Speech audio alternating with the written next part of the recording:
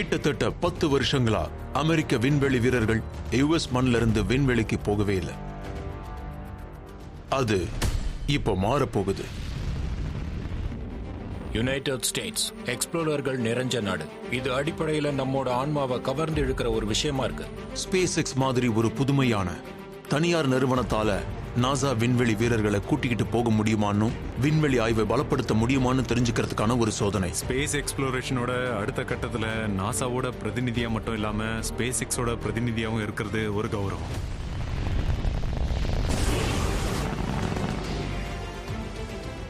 மனிதர்களை விண்வெளிக்கு அனுப்புறது அச்சமூட்டுற விஷயம். இது எப்பவுமே ஆபத்தானது. சில நேரங்கள்ல அது வெடிக்கவும் செய்யும். ஸ்பேஸ் கடினமானது. நீங்க அந்த மாதிரியான ஆபத்தை சந்திக்கத்தான் போறீங்கன்னு எப்படி உங்க மகன் கிட்ட சொல்ல முடியும்? விண்வெளி பயணத்தோட 2வது பொற்காலம் இப்போ தொடங்குது.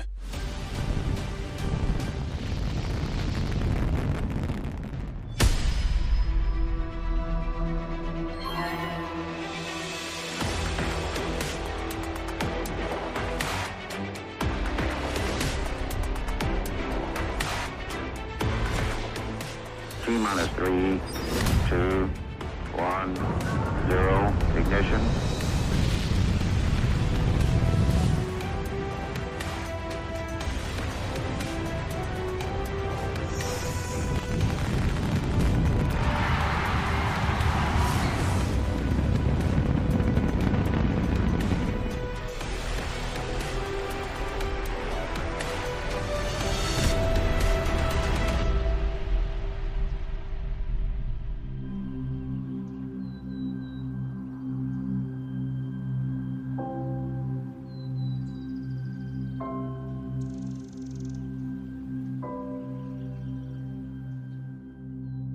நாம 69ல சந்திரனுக்கு போனோம்.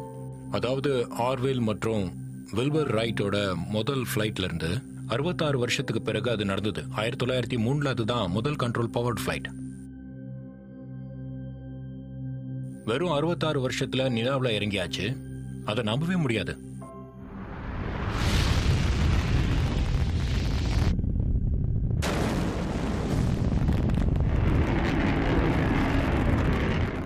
சிலர் மட்டுமே அதை செஞ்சிருந்தாலும் கற்பனையில நாம எல்லாரும் நிலாவுக்கு போனோம். மனித குலமே நிலாவுக்கு போன மாதிரி மனித நாகரிகத்திலேயே இது மிகப்பெரிய சாதனை.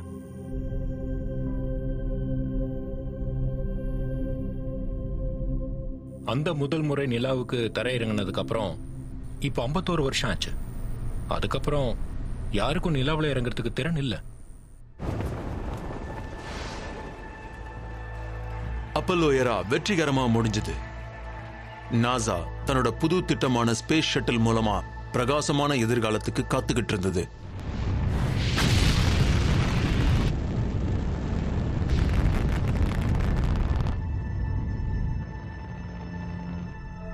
ஆனா 30 வருஷம், 133 வெற்றிகரமான மிஷன்ஸ் மற்றும் 2 மோசமான பேரழிவுக்கு அப்புறம் நிச்சயமா இது ஒரு பெரிய கோளாறு தான். ஸ்பேஸ் ஷட்டில் ப்ரோக்ராம் 2011ல முடிவடைஞ்சது. ஸ்பேஸ் ஷட்டில் கடைசி முறையா போர்ட் அடைஞ்சது. மனிதனை விண்வெளிக்கு கூட்டிட்டு போற நாசாவோட நாட்கள் முடிஞ்சு போன மாதிரி இருந்தது. விண்வெளி வீரர்களை ஸ்பேஸ் ஸ்டேஷனுக்கு கூட்டிட்டு போக ரஷ்யாவோட சோயூஸ் ராக்கெட்டுகளை சார்ந்திருந்தாங்க. 69ல மக்கள் கிட்ட கேட்டிருந்தீங்கன்னா 2020க்குள்ள நாங்க ப்ளூட்டோல ஹோட்டல்கள் கட்டியிருப்போம்னு சொல்லியிருப்போம். 2020ல யுனைடெட் ஸ்டேட்ஸ்ல ஆர்பிட்டுக்கு 9 வருஷமா யாரையும் அனுப்ப முடிஞ்சிருக்காதுன்னு நினைச்சு கூட பார்த்திருக்க மாட்டாங்க. அதனால அடிப்படையில நம்ம தொழில்நுட்ப வளர்ச்சியை நினைச்சு நாம திருப்தி அடைய முடியாது. நாம நவீன மயத்தை தீவிரமா பயன்படுத்தி ஆகணும். அதான் முக்கியம்.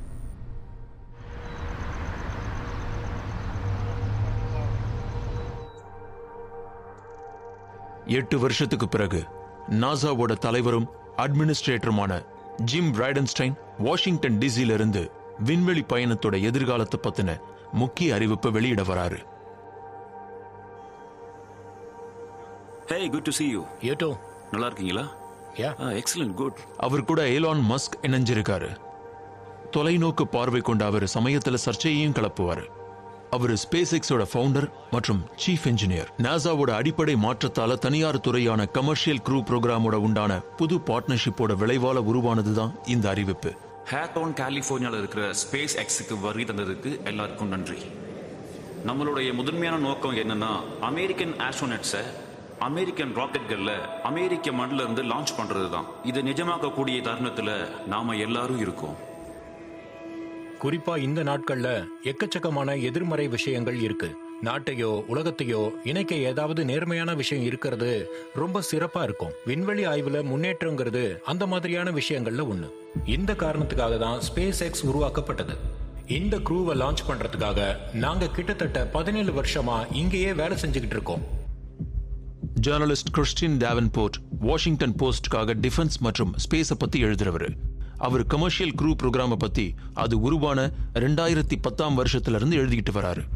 இது ஒரு வகையில நாசா தங்களோட ஆஸ்ட்ரோநாட்டுகளை பாதுகாப்பா பறக்க வைக்க இந்த கமர்ஷியல் பார்ட்னர்ஸை நம்பலாமான்னு தெரிஞ்சுக்கிறதுக்கான ஒரு சோதனை முயற்சி. நாசா விண்வெளி வீரர்கள் டர்க் ஹார்லி மற்றும் பாப் பென்கன் தான் ஸ்பேஸ் எக்ஸோட இனாகுரல் க்ரூட் ஃபிளைட்ல முதல் முறையா போக போறவங்க. நாசா விண்வெளி வீரர்கள் தனியாருக்கு சொந்தமான ஸ்பேஸ் கிராஃப்ட்ல விண்வெளிக்கு பயணம் செய்யறது வரலாற்றிலேயே இதுதான் முதல் முறை. க்ரூவோட போகிற இந்த முதல் ஃபிளைட் ஒரு டெஸ்ட் ஃபிளைட். ஏன்னா இந்த ஃபிளைட்டே ஒரு டெஸ்ட் ஃபிளைட் தான். இது நாசாக்காக வேலை செய்யற டெஸ்ட் பைலட் வச்சு செய்யப்படுது. அவங்க இந்த சிஸ்டம் மதிப்பிடுவாங்க. அவங்களோட பாதுகாப்பை எல்லா வகையிலையும் உறுதிப்படுத்தணுங்கிறதுல ஈலோனும் நானும் எல்லா நேரங்கள்லயும் பலமா ஒன்றுபடுறோம். ஸ்பேஸ் எக்ஸ் க்ரூவை லான்ச் பண்றதுக்கு முன்னாடி க்ரூ இல்லாம 2 முக்கிய மைல்களை நிறைவு செஞ்சாகணும். முதல்ல டெமான்ஸ்ட்ரேஷன் 1 மிஷன் அல்லது டெமோ 1. இதுல ஸ்பேஸ் எக்ஸ் சுயமா தங்களுடைய க்ரூ டிராகன் கேப்சூலை இன்டர்நேஷனல் ஸ்பேஸ் ஸ்டேஷனுக்கு கொண்டு போயிட்டு திரும்ப கொண்டு வரணும். 2வது சோதனைக்கு பேரு லான்ச் எஸ்கேப் டெஸ்ட். இதுக்கு இன்னொரு பேரு in flight abort test. Rocket fail ஆயிடுச்சுன்னா டிராகன் கேப்சூலோட எமர்ஜென்சி அபார்ட் சிஸ்டம் ட்ரிகர் ஆகி கேப்சூல்களை ராக்கெட்ல இருந்து பாதுகாப்பா வெளியேற்றிரும். அப்புறம் 3வது இறுதியுமான சோதனை, இதுக்கு பேரு டெமான்ஸ்ட்ரேஷன் 2 மிஷன் அல்லது டெமோ 2. இது நாசா விண்வெளி வீரர்கள் பாப் மற்றும் டக் ஸ்பேஸ் ஸ்டேஷன்ல லான்ச் பண்ணும். மனிதர்களோட ஸ்பேஸ் ஃபிளைட்டோட வரலாற்றை பத்தி யோசிச்சா இது எப்பயுமே அரசுக்கு சொந்தமானதா அரசு இயக்குற சிஸ்டம்களா இருந்திருக்கு. அதனால கமர்ஷியல் க்ரூ ப்ரோக்ராம்ங்கிறது ஹியூமன் ஸ்பேஸ் ஃபிளைட்டை எங்க வழியில வணிகமயமாக்குறது தான். ராபர்ட் கெபானா ஒரு முன்னாள் விண்வெளி வீரர் மற்றும் கேப் கெனாவரல் புளோரிடால இருக்கிற கெனடி ஸ்பேஸ் சென்டரோட டைரக்டர். இந்த வெஹிக்கிள்ஸை சொந்தமா வச்சுக்கிறது எங்க திட்டம் இல்ல. ஒரு சேவையை வாங்குறோம். நாங்க செய்ய வேண்டியதை செய்ய ஸ்பேஸுக்கு டாக்ஸி ரைடை வாங்குறோம். எங்க கிட்ட 2 தனி வெஹிக்கிள்ஸ் இருக்கு. ஒன்னு ஸ்பேஸ் எக்ஸ், இன்னொன்னு போயிங். ஒருத்தரோட ஒருத்தர் போட்டி போடுற பல ப்ரொவைடர்ஸ் இருக்கும்போது அவங்க வரி கட்டுறவங்க கிட்ட இன்னும் பணம் கேட்டு திரும்ப திரும்ப வரமாட்டாங்க. எங்களுக்கு ஸ்பேஸுக்கு ஆக்சஸ் வேணும், சோலோ காஸ்டா இருக்கணும். அப்பதான் இண்டஸ்ட்ரி ஸ்பேஸுக்கு ஒர்க்கர்ஸ் அனுப்பும். இது மனித குலத்துக்கே ஒரு மாற்றமா இருக்கும். கமர்ஷியல் க்ரூ ப்ரோக்ராம முதல்ல முன் வச்சப்போ அது வேலை செய்யுமான்னு சந்தேகம் இருந்தது. நிறைய பேர் தனியார் மயப்படுத்தலால மேற்பார்வை, பொறுப்பேற்கிறது இதெல்லாம் குறையும் மற்றும் அரசுக்கு வருவாய் குறையும்னு கவலைப்பட்டாங்க. உண்மையை சொல்ல போனா நாம இப்போ இன்னொரு பொற்காலத்துல இருக்கோம். இது பார்க்கறதுக்கும் இருக்கவும் நல்லா இருக்கு. கமர்ஷியல் க்ரூவை பத்தியும் நாங்க ஸ்பேஸ் எக்ஸுக்கு செய்யறத பத்தியும் உங்களுக்கு நிறைய கேள்விகள் வரதுக்கு வாய்ப்பு இருக்கு.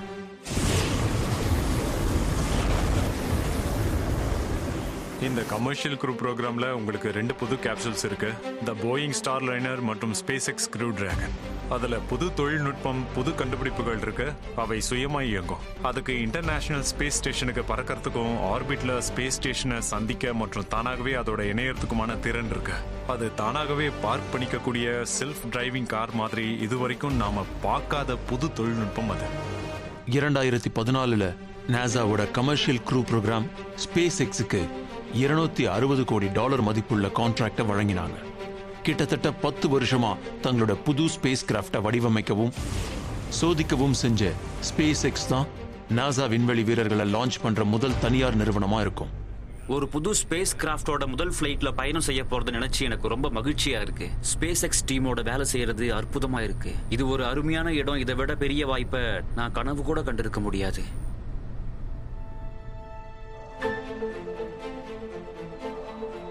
ஸ்பேஸ் எக்ஸ் ரொம்ப உயர்வான லட்சியம் கொண்ட நிறுவனம். இதை டெக் ஆண்டர்பிரனர் இலான் மாஸ்க் 2002ல உருவாக்குனாரு. இவரோட உச்சக்கட்ட லட்சியம் மார்ஸை காலனைஸ் ஆக்குறது தான். நாங்க சைஃபைல பாக்குற, அதாவது சைஃபை படங்கள் மற்றும் புத்தகங்கள் பாக்குற ஆச்சரியமான விஷயங்கள் எங்களுக்கு தேவை. அதெல்லாம் ஒரு நாள் நிஜமா நடக்கணும்ன்றது தான் எங்க விருப்பம். அதை எப்படி நிஜமாக்குறது? சொல்லப்போனா பொதுமக்கள் யாருக்கும் இது நடக்கிறது தெரியாதுன்னு நினைக்கிறேன். அதாவது நாங்க எப்படி இந்த தகவலை பரப்புறது? ஹேய், அற்புதமான விஷயம் நடக்குது தெரியுமா? டியூனியன். இந்த எல்லா சாதனைகளும், எல்லா வெற்றிகளும், எல்லா கவனமும் ஸ்பேஸ் எக்ஸ் மாதிரியான நிறுவனத்துக்கு இருந்தாலும் அவங்க இதுவரைக்கும் மனிதர்களை பறக்க வச்சதே இல்ல. அது ஒரு பெரிய பொறுப்பு. அதாவது நாசாவுடைய பெருமிதமும் மகிழ்ச்சியும் அதோட ஆஸ்ட்ரோனட்ஸ், அவங்க தான் நேஷனல் ஹீரோஸ். அவங்க உயிர் இந்த நிறுவனங்கள் கிட்ட இருக்கு. இந்த சோதனையை ஜெயிக்கிறாங்களான்னு பாப்போம்.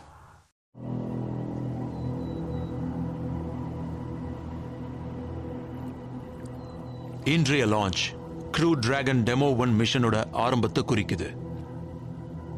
இது வரைக்கும் ஸ்பேஸ் எக்ஸ் சந்திச்ச முக்கிய சவால்கள்ல இதுவும் ஒண்ணு.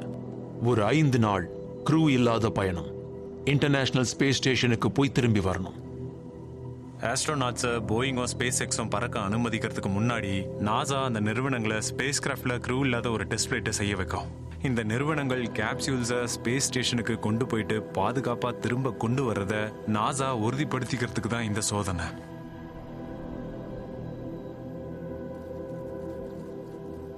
டெமோன்ஸ்ட்ரேஷன் 1 மிஷன் அல்லது டெமோ 1 மிஷன்ங்கிறது இது ஒரு க்ரூ இல்லாத ஃபிளைட். நாங்க டிராகனை ஸ்பேஸ் ஸ்டேஷன்ல அதுவாகவே டாக் பண்ணி திரும்பி வர்றதுக்கு அனுப்புறோம். நாங்க லான்ச் அப்போ ஃபயரிங் ரூம் 4ல இருப்போம். டீமோட கவனிச்சுக்கிட்டோம், எங்களுக்கு முக்கியமான விஷயங்களை குறிச்சுக்கிட்டோம் நாங்க இருப்போம். டெமோ 2 நடக்கும்போது நாங்க இந்த வெஹிக்கிளை பறக்க வைக்கிற சமயத்துல போர்டு இல்லாம எங்களுக்கு உதவி செய்யற மீதி டீமோட இருக்கிறதுக்கான வாய்ப்பு இதுவா நான் கருதுறேன்.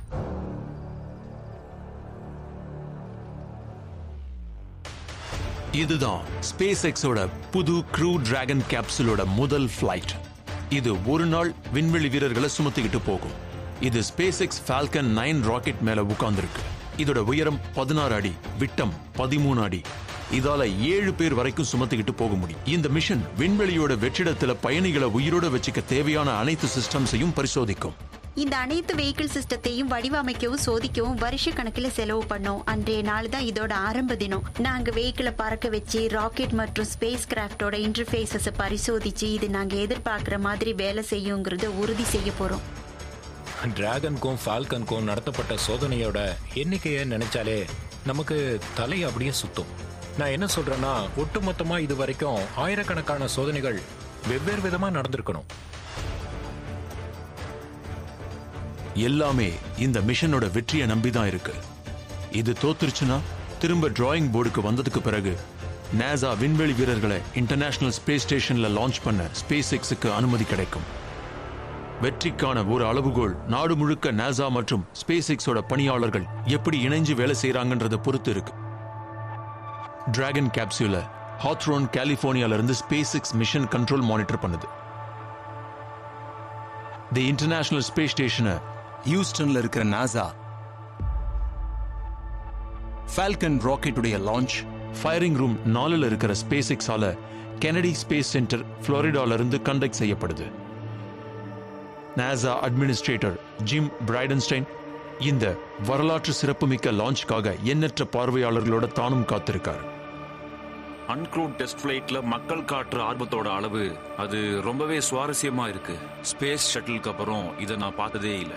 இது ஒரு அற்புதமான நாள். Go for launch.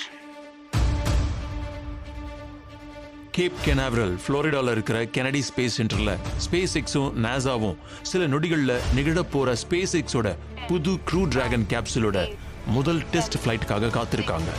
5, 4, 3, 2, 1, 0. Ignition, lift off.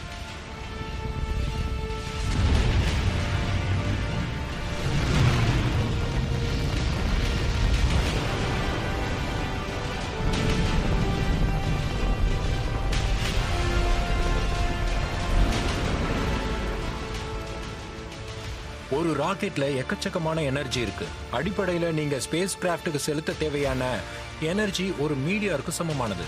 மக்கள் இதை புரிஞ்சுக்கிறது கூட கஷ்டம்தான்.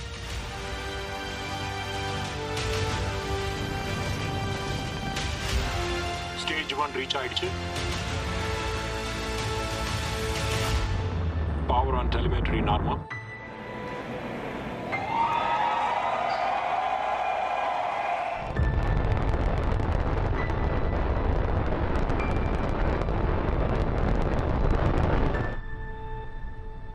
டெமோ 1 மிஷன் இன்டர்நேஷனல் ஸ்பேஸ் ஸ்டேஷனை நோக்கி போகிறத பார்க்க முடிஞ்சது. எங்களுக்கு ரொம்ப மகிழ்ச்சியா இருந்தது. ஒரு காரணம் என்னன்னா, நாங்க ஸ்பேஸ் ஸ்டேஷனுக்கு போகிற வாய்ப்பு கிடைக்கிறதுக்கு முன்னாடி டெஸ்ட் ஃபிளைட்டை பார்த்துக்கிட்டு இருந்தோங்கிறது தான். இது பலவிதமான உணர்ச்சி நிரம்பியது. ஏன்னா இந்த மாதிரியான மிஷன்கள்ல நடக்கக்கூடிய பல விஷயங்களையும் பார்க்கறதோட அது வெற்றிகரமா நடந்து முடியறத பார்க்கும்போது நமக்கு மகிழ்ச்சியா இருக்கும். ஃபால்கன் 9 ராக்கெட் 2 பகுதிகள் கொண்டது. அதாவது ஃபர்ஸ்ட் ஸ்டேஜ் மற்றும் செகண்ட் ஸ்டேஜ். ஒரு ராக்கெட் மேலே ஏறும்போது எடையை துறக்கும். ஃபால்கன் 9ஓட ஃபர்ஸ்ட் ஸ்டேஜ் தன்னோட ஃபியூல் எல்லாத்தையும் பயன்படுத்தி முடிச்சதும் அதுக்கு மேலே அது தேவைப்படாது. அது விலகி மொத்த சிஸ்டமோட எடையை குறைக்கும். பிறகு செகண்ட் ஸ்டேஜ் தன்னோட ஃபியூல் எல்லாத்தையும் பயன்படுத்தினதுக்கு பிறகு அதுவும் தனியா போய் டிராகன் கேப்சூலை சுற்றுவட்ட பாதையில் செலுத்தும்.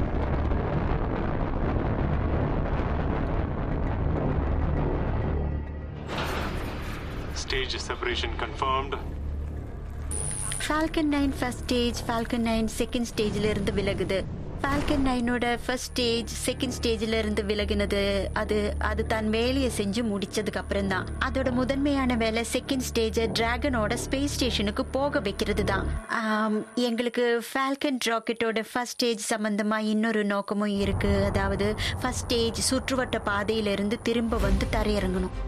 பொதுவான நடைமுறையில ஃபர்ஸ்ட் ஸ்டேஜ் பூமிக்கு திரும்ப வந்து விழுந்து கடல்ல நொறுங்கும்.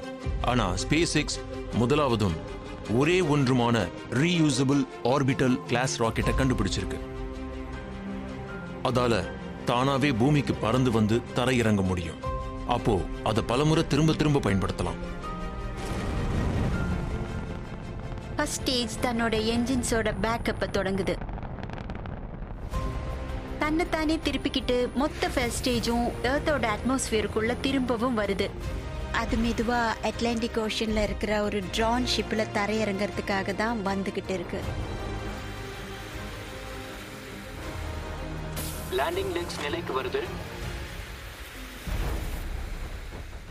ஃபால்கன் 9 தரையிறங்கிடுச்சு.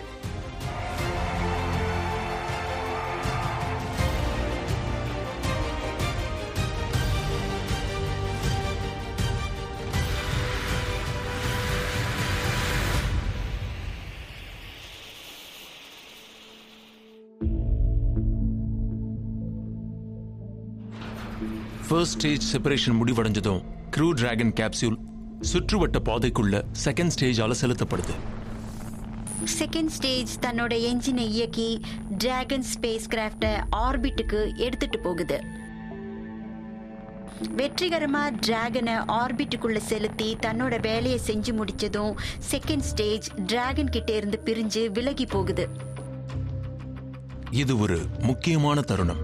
டிராகன் கேப்சூல்ல இருந்து செகண்ட் ஸ்டேஜ் விலகிறது தான் லான்ச் சீக்வன்ஸோட இறுதிப்படி. Dragon separation confirmed.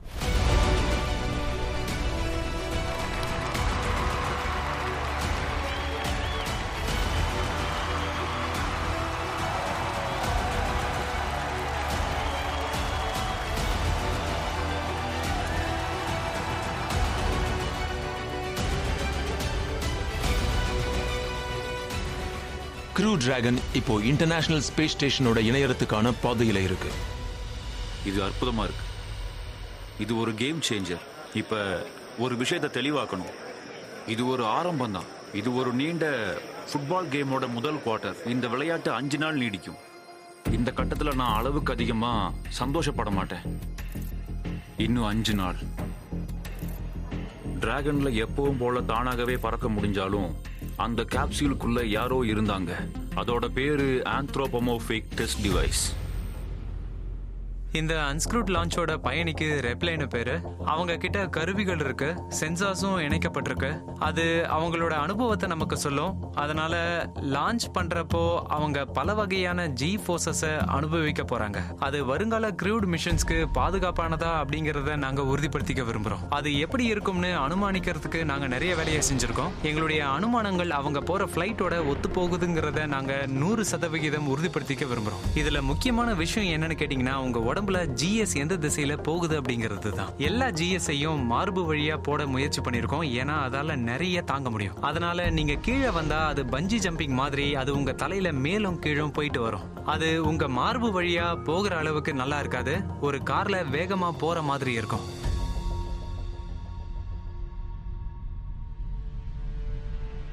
ரேண்டவர்ஸ் ஒரு சிக்கலான ஒரு புல்லட் மாதிரி. இதுல ஸ்பேஸ் கிராஃப்ட், ஸ்பேஸ்ல லான்ச் வெஹிக்கிள் அதை விட்டு இடத்துல இருந்து போய் international space ஸ்டேஷனோட இணையுது. Robert டெம்சி நாசாவோட international space ஸ்டேஷனுக்கான flight டைரக்டர்ஸ்ல ஒருத்தர். ராண்டேவு அண்ட் டாக்கிங்னு அழைக்கப்படுற மிஷனோட இந்த ஃபேஸுக்கு பொறுப்பான குழுக்களோட அவர் வேலை செய்யறாரு. லான்ச் வெஹிக்கிள் இதை ஆர்பிட்ல பிளேஸ் பண்ணுது. அது லோ எர்த் ஆர்பிட். அது இன்டர்நேஷனல் ஸ்பேஸ் ஸ்டேஷன்ல இருந்து ரொம்ப கீழையும் ரொம்ப பின்னாடியும் இருக்கும். அது நிறைய பர்ன்ஸ் மற்றும் மேனியோவர் செஞ்சு ஸ்பேஸ் ஸ்டேஷனை அடையும். ரேண்டவர்ஸ்ங்கிறது எப்படி சொல்லலாம்னா, உதாரணத்துக்கு ஒரு போலீஸ் ஆபீசர் சாலையோட ஓரத்துல உட்கார்ந்து இருக்கும் போது வேகமா போற கார் அந்த பக்கம் வருது. அப்போ அந்த போலீஸ் ஆபீசர் என்ன செய்வார்னா, 0ல இருந்து உடனே அந்த காரை நோக்கி வேகமா போவாரு. அவர் அந்த வேகத்துல இணையா போகணும். இறுதியா அதை அவர் அடையும் போது வேகத்தை குறைக்கணும். அது ரொம்ப வேகமா போனா வேகமா போற ஆளை தாண்டி போயிடும். போதுமான வேகத்துல போலனா அதால இறுதியா வேகமா போயிட்டு இருக்கிற ஆளை பிடிக்க முடியாது. அதே மாதிரியான ஒரு ப்ராசஸ். இது ஒரு முக்கியமான ஆபரேஷன். ஏன்னா இந்த வெஹிக்கிள் இப்பதான் முதல் முறையா பறக்குது. இது ஸ்பேஸ் ஸ்டேஷன்ல மொதமா பாத்துக்கணும். லான்ச்சுக்கு பிறகு 24 மணி நேரம் கடந்த கொஞ்ச நேரத்துல ஸ்பேஸ் எக்ஸோட க்ரூ டிராகன் கேப்சூல் சுயமாவே இன்டர்நேஷனல் ஸ்பேஸ் ஸ்டேஷனுக்கு பறக்குது.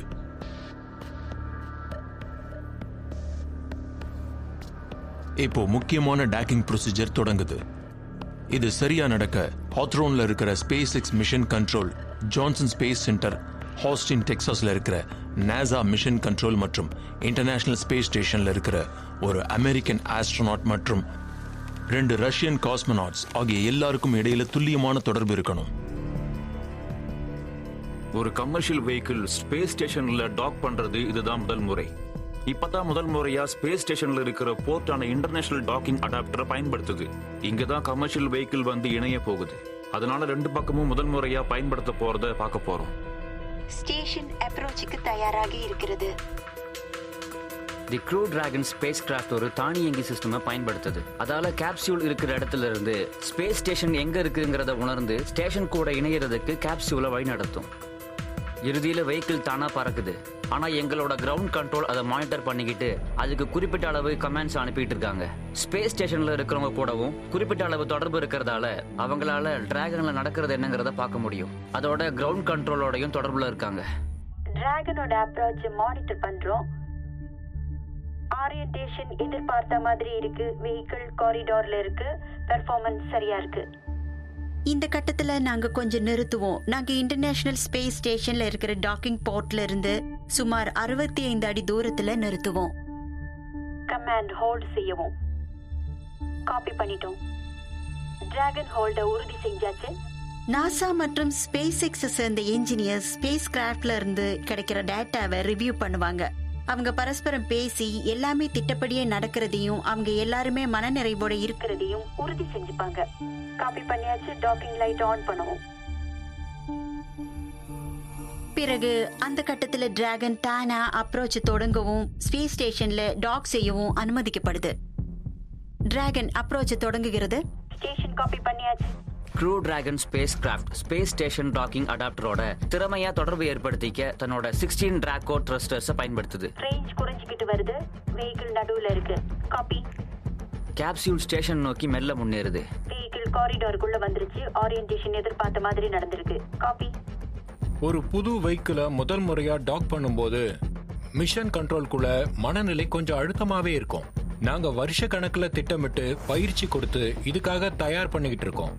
ஆனா ஸ்பேஸ் எப்பயும் எங்களை ஏதாவது ஆச்சரியப்படுத்துறதுக்காக ஏதாவது வச்சிருக்கோம்.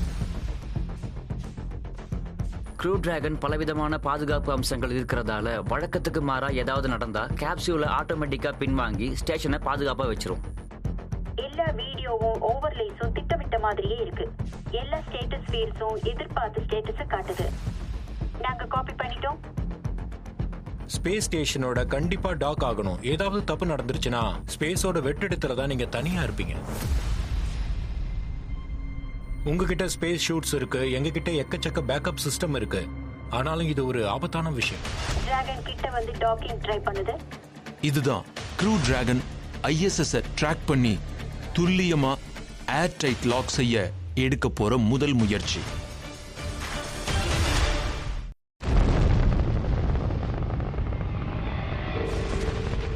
விண்வெளிக்கு வெற்றிகரமா லான்ச் ஆகி ஃபால்கன் 9 ராக்கெட்ல இருந்து விலகின பிறகு ஸ்பேஸ் எக்ஸ் ஹெட் குவார்ட்டர்ஸ் மற்றும் நாசா மிஷன் கண்ட்ரோல்ல இருக்கிற டீம்ஸ் உன்னிப்பா க்ரூ டிராகன் கேப்சூலை கண்காணிக்குது. இன்டர்நேஷனல் ஸ்பேஸ் ஸ்டேஷனோட முதல் முறையா டாக் பண்ண போற முக்கியமான மிக கடினமான சவாலை எதிர்நோக்கிக்கிட்டு இருக்கு. எல்லாமே நாங்க எதிர்பார்த்த மாதிரியே நடந்தது. நாங்க எல்லாம் சரியா நடக்குதான்னு உறுதிப்படுத்திக்க வெறும் மானிட்டர் பண்ணிக்கிட்டு இருப்போம். டிராகன் டாக்கிங் போர்ட் நெருங்குது. ஸ்டேஷன் க்ரூ டாக்கிங்க்கு தயாராக இருக்கிறது.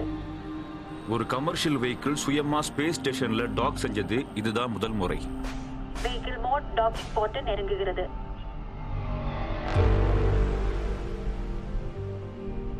பிரைமரி ரேஞ்ச் குறைஞ்சிக்கிட்டே வருது. வெஹிக்கிள் சென்டர்டாக உள்ளது.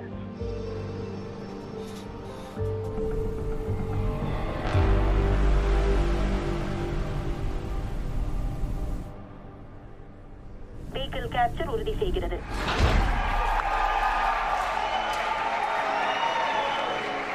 ரோஜர் உறுதி செய்யப்பட்டு விட்டது. டெமோ 1 வெஹிக்கிள் ஸ்பேஸ் ஸ்டேஷனோட டாக் செய்யறத பார்க்க அற்புதமா இருந்தது. இது ஒரு மாதிரி பயமா இருந்தது. அப்படித்தான் இருக்கும். நீங்க முதல் முறையா ஒண்ணு செய்யும் போது அது எப்படி நடக்கும்னு ரொம்ப கவலையா இருக்கும். அது அற்புதமா இருந்தது. ஹேட்ச் திறக்க போறோம். Dragon docking adapter international space ஸ்டேஷனோட முழுசா பொருந்தினதுக்கு அப்புறம் ISSல இருக்கிற க்ரூக்கு ஹேட்சை திறக்கிறதுக்கான அனுமதியை ISS ஃபிளைட் கண்ட்ரோல் டீம் கொடுக்குது. அது ISS பக்கம் இருக்கிற ஒரு மேனுவல் ஹேட்ச். மேலும் இன்னொரு ஹேட்ச் டிராகனோட ஃப்ரண்ட் ஃபார்வர்ட் எண்ட்ல இருக்கு. அவங்க அதையும் திறக்கிறாங்க. இந்த 2 ஹேட்சஸையும் திறந்ததுக்கு அப்புறம் க்ரூவால ஸ்பேஸ் ஸ்டேஷன் உள்ள இருந்து டிராகன் ஸ்பேஸ் கிராஃப்டுக்குள்ள போக முடியுது. ரிப்ளி, லிட்டில் எர்த் மற்றும் எங்க க்ரூ சார்பா க்ரூ டிராகனுக்கு எல்லாரையும் வரவேற்கிறேன்.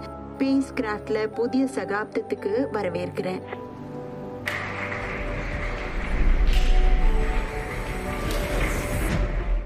அன்க்ரூடு மிஷனின் போது டிராகன் ஸ்பேஸ் ஸ்டேஷன்ல 5 நாள் டாக் ஆகி இருந்தது.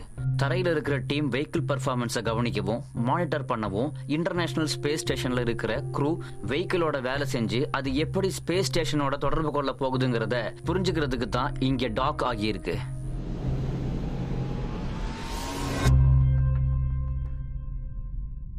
இப்போ டிராகனுடைய பரிசோதனை முடிஞ்சது. அது அன்டாக் ஆகி பூமிக்கு திரும்ப வேண்டிய நேரம் வந்தாச்சு. இந்த கட்டத்துல இன்டர்நேஷனல் ஸ்பேஸ் ஸ்டேஷன் க்ரூ டிராகனுக்கு வந்த பிறகு அவங்க செஞ்சதை இப்போ ரிவர்ஸ்ல செய்யறாங்க. அதாவது முதல்ல டிராகனோட ஹேட்சை அடைக்கிறாங்க, பிறகு இன்டர்நேஷனல் ஸ்பேஸ் ஸ்டேஷனோட ஹேட்சையும் மூடுறாங்க.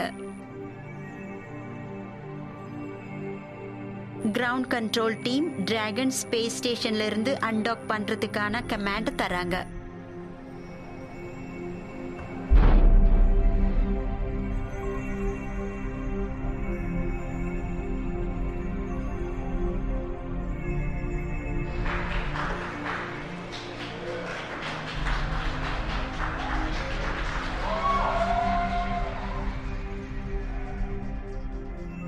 Docking in the corridors. Copy. Space ஸ்டேஷனை விட்டு வெளியில வந்ததுக்கு அப்புறம் திரும்ப பூமிக்கு வந்து அட்லாண்டிக் ஓஷன்ல விழ சுமார் 6 மணி நேரம் ஆகும். ஆஸ்ட்ரோநாட்ஸ் பாதுகாப்பா பூமியில தரையிறங்கும் போதுதான் இந்த மிஷன் முடிவுக்கு வரும். அப்பதான் நாங்க நிம்மதியா மூச்சு விட்டு இந்த மிஷனை மக்களுக்கு வெற்றின்னு சொல்ல முடியும். நாங்க ஸ்பிளாஷ் டவுனை பார்க்கவும் ரெக்கவரி டீமுக்கு எந்த மாதிரியான அனுபவம் கிடைக்கும்னு தெரிஞ்சுக்கவும் நாங்க வெளியில வந்தோம். அது ரொம்பவே அருமையா இருந்தது. ரிகவரி டீம் டிராகனை தண்ணியில இருந்து மீட்கிறதுக்காக ஏற்கனவே தயாராக இருக்கு. 16 டிராகோ த்ரஸ்டர்ஸுக்கு தான் வெஹிக்கிளை சரியான திசையில வழிநடத்துற பொறுப்பு இருக்கு. அவ வெஹிக்கிளோட வேகத்தை குறைக்க ஃபயர் பண்ணுது. அப்பதான் அது சுற்றுவட்ட பாதையிலிருந்து விலகி அட்மாஸ்பியருக்குள்ள மறுபடியும் நுழைய தொடங்கும். ரீஎன்ட்ரி இந்த மிஷனோட ரொம்ப ஆபத்தான விஷயங்கள்ல ஒண்ணு. ரீஎன்ட்ரி தொடங்கினதுக்கு பிறகு அதை நிறுத்தவே வழியில்லை. ஸ்பேஸ் எக்ஸ் மற்றும் நாசா க்ரூஸ் நம்பிக்கையோட காத்திருக்கத்தான் முடியும்.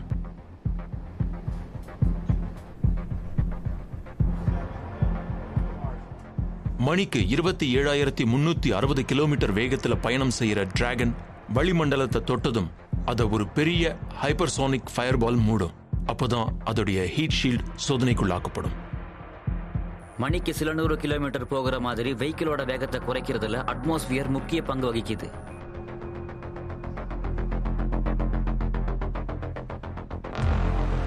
டிராகன் ஸ்பேஸ் கிராஃப்ட் இப்ப ஒலியை விட குறைவான வேகத்துல போகுது.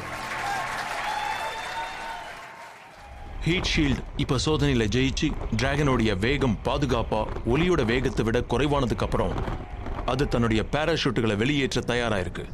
இதுதான் ரீஎன்ட்ரியோடைய இறுதி கட்டம். பாராஷூட்ஸ் பார்க்குற அளவுக்கு சாதாரணமானது இல்ல. நீங்க அப்போலோ ப்ரோக்ராம பாத்தீங்கன்னா பாராஷூட்ஸோட ஹார்ட்னஸ்னாலேயே சிலர் அந்த ப்ரோக்ராமை விட்டு வெளியேறிடுவாங்க, இன்னும் சில பேர் ஸ்பேஸ் எக்ஸை விட்டே வெளியேறிடுவாங்க. கேப்சியூல் சரியான ஆல்டிடியூடுக்கு வந்ததுக்கு அப்புறம் நாங்க டிராக் பாராஷூட்ஸை டெப்ளாய் செய்வோம்.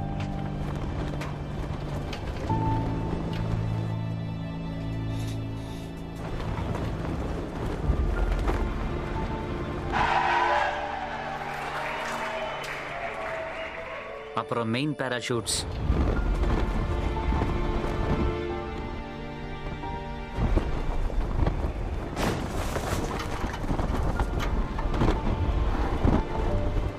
அப்பதான் தண்ணிக்குள்ள ஸ்பிளாஷ் ஆகிறதுக்கு முன்னால எங்களை ஜாகிங் ஸ்பீடுக்கு கொண்டு வரும்.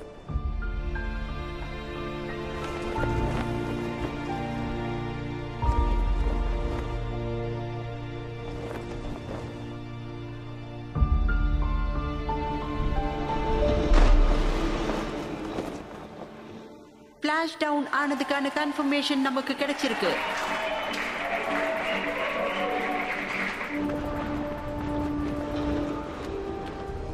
பாஸ்போர்ட்ஸ்ல இருக்கிற குழுவை சேர்ந்தவங்க அங்க போய் ஸ்பேஸ் கிராஃப்ட்ல கயிறை இணைப்பாங்க. அதை ரிகவரி போட்டுக்கு கொண்டு வருவாங்க. ரிகவரி போட்ல இருக்கிற கிரேன் டிராகனை தண்ணியில இருந்து தூக்கி படகோட டெக்கில இறக்கி வைக்கும். சிஸ்டம்ங்கிறது வெறும் ஸ்பேஸ் கிராஃப்ட் மட்டும் கிடையாது. அது பின்னாடி பல குழுக்களா இணைஞ்சு வேலை செய்யற நண்பர்கள் தான்.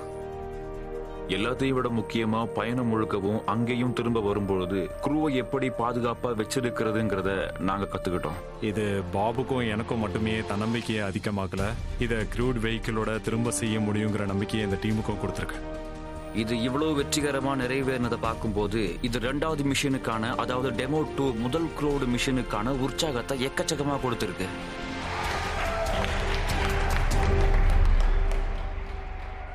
ஸ்பேஸ் எக்ஸ் வருங்காலத்துல லான்ச்சிங் க்ரூவுக்கான அடுத்த டெஸ்டிங் கோல்ல கவனம் செலுத்துது. நடந்து முடிஞ்சதை யோசிக்கிறதுக்கு அவங்களுக்கு நேரம் கிடையாது. நான் 2002ல ஸ்பேஸ் எக்ஸ் ஆரம்பிச்சதுக்கு காரணம் நாம மாஸ்க்கு போக உதவத்தான். அதுவும் இல்லாம நான் ஸ்பேஸ் எக்ஸ் வேலையை செய்யறதுக்கு ஒரு 10% வாய்ப்பு இருக்குன்னு நினைச்சிருந்தேன். ஒரு வழி நாம எப்பயும் பூமியிலேயே இருக்கணும், இல்லனா இறுதியில ஏதாவது அழிவு ஏற்படுறதுக்கு வாய்ப்பு இருக்கு. இதுக்கு மாறா ஒரு ஸ்பேஸ் பேரிங் சிவிலைசேஷனை பல கிரகங்கள்ல வாழ்ற உயிரினமா ஆக்குறது தான் இதோட சிறப்பு அம்சமா இருக்கும். புரிஞ்சுதா? எலன் மாஸ்க் தனித்துவமானவரா இருக்கிறதுக்கு நிறைய காரணம் இருக்கு. அவர் எதை நம்புறாரோ அதுல தீவிர பற்றோட இருக்காரு. அவர் அடைய முயற்சிக்கிற விஷயத்துல உறுதியா இருக்காரு. தன்னோட எண்ணங்களுக்கு ஆதரவான நடவடிக்கை எடுக்கிறாரு. இறுதியில ஆச்சரியமான சாதனைகளை செய்யறாரு. இது உங்களுக்கு ஓகேனா எனக்கும் ஓகே தான். எலான் மாஸ்க் சவுத் ஆப்பிரிக்கால பிறந்து முதல்ல கனடாலையும் பிறகு யுனைடெட் ஸ்டேட்ஸ்லயும் குடியேறினாரு. அவரு பேப்பர்ல உருவாக்குனவங்கள ஒருத்தர். அப்படிதான் அவர் கோடிக்கணக்கான பணம் சம்பாதிச்சாரு. அவரு அந்த மாதிரி பணத்தை சம்பாதிச்சதுக்கு அப்புறம் அடுத்து என்ன செய்யலாம்னு அவர் யோசிக்க ஆரம்பிச்சாரு. மனிதர்களுக்கு மனிதனா என்ன செய்யலாம்னு யோசிக்கும் போது அவருக்கு உருவான யோசனை தான் இந்த ஸ்பேஸ் டிராவல். வருங்காலத்தை நினைச்சா பல விஷயங்கள் மக்களுக்கு சோதனையோ மன அழுத்தத்தையோ கொடுக்கும். ஆனா எதிர்காலத்தை நினைச்சா மகிழ்ச்சி தரக்கூடிய விஷயங்களா ஸ்பேஸ் பேரிங் சிவிலைசேஷன் இருக்கும். அந்த நேரத்துல அவரோட திட்டம் நாசாவோட பட்ஜெட்டை அதிகப்படுத்த நம்ம அமெரிக்க மக்களை ஊக்கப்படுத்தணுங்கிறது தான். அதுதான் அவரோட லட்சியம். இந்த விஷயத்துல ரெண்டு பேரோட லட்சியமும் ஒண்ணுதான். இது கட்டுமானத்துல இருக்கு. ஆனா இங்கதான் எங்க மிஷன் கண்ட்ரோலும் லான்ச் கண்ட்ரோலும் இருக்கு.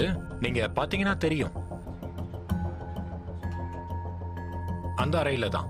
அங்க பாத்தீங்களா? நீங்க வருவீங்கன்னு தெரிஞ்சிருந்தா நான் சுத்தம் பண்ணிருப்பேன்.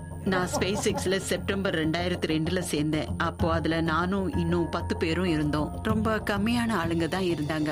ஸ்பேஸ் எக்ஸ் பிரசிடென்ட் மற்றும் சீஃப் ஆபரேட்டிங் ஆபீசர் குவென் ஷார்ட்வெல் இந்த டீமோட ஒரு முக்கிய உறுப்பினர். இலோன் எல்லார்கிட்டையும் தெளிவா இருந்தாரு. மக்களை வேற கிரகங்கள்ல வாழ வைக்கிற தொழில்நுட்பத்தை உருவாக்குறது எங்க வேலை.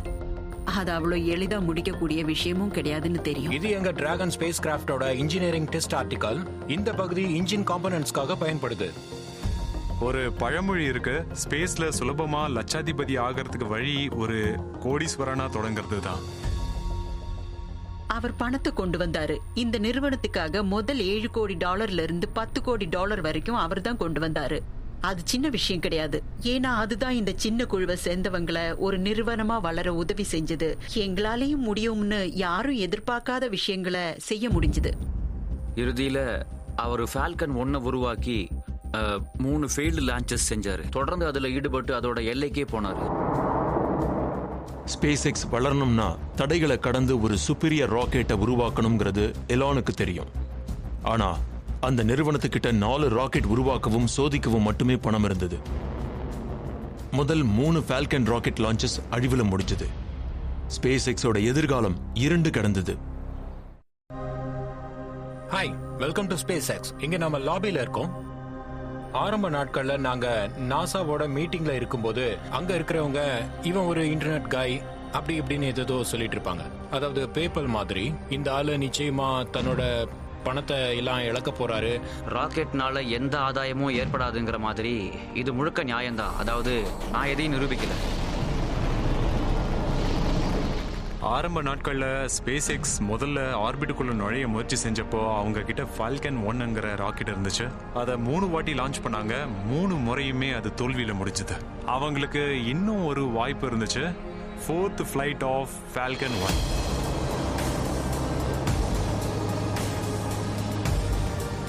இது வேலை செய்யலனா ஸ்பேஸ் எக்ஸ் பேங்க்ரப்டா போயிருக்கோம். நாங்க இங்க இருந்திருக்க மாட்டோம். உறுதி செய்யப்பட்டிருக்கிறது. நல்ல வேலை ஃபிளைட் 4 வேலை செய்யுது. 2008ல ஃபால்கன் 1 ராக்கெட் வெற்றி அடைஞ்சது. ஸ்பேஸ் எக்ஸுக்கு அவங்களுடைய முதல் நாசா கான்ட்ராக்ட் கிடைச்சது. ஸ்பேஸ் எக்ஸ் இப்போ அதிகாரப்பூர்வமா ஸ்பேஸ் கேம்ல இருக்கு. நாசா ஸ்பேஸ் எக்ஸுக்கும் அப்புறம் ஆர்பிட்டல் சயின்சஸ்க்கும் இன்டர்நேஷனல் ஸ்பேஸ் ஸ்டேஷனுக்கு கார்கோ மற்றும் சப்ளைஸ் அனுப்புறதுக்கான கான்ட்ராக்டை வழங்குச்சு. எங்களுக்கு ரொம்பவே அவசியமான நேரத்துல தான் நாசா எங்க நிறுவனத்துக்கு முதலீடு கொண்டு வந்து கொடுத்தாங்க.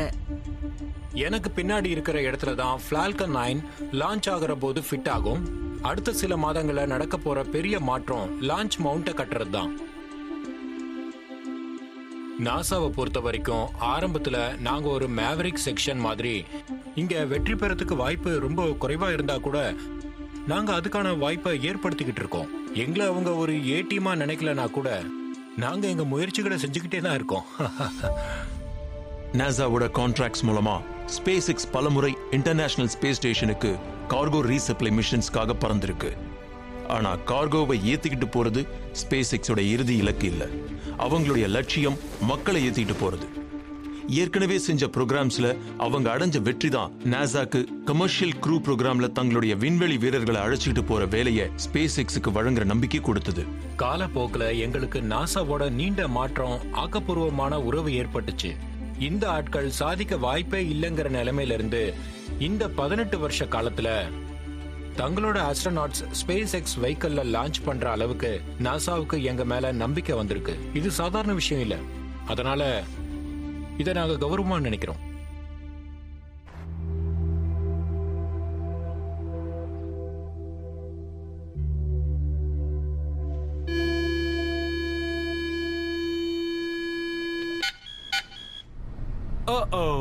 இது உங்ககிட்ட வம்பு பண்ணுது. அதான் அதேதான் 3 Stooges போக் அதுதான். அது ஒரு புது வருஷன். டாக் ஹர்லி மற்றும் பாப் பென்கன் 2 பேருக்குமே அனுபவம் ரொம்ப அதிகம். அவங்களுக்கு இதுல பல வருஷம் அனுபவம் இருக்கு. இவங்க 2 பேரும் ஸ்பேஸுக்கு போயிருக்காங்க.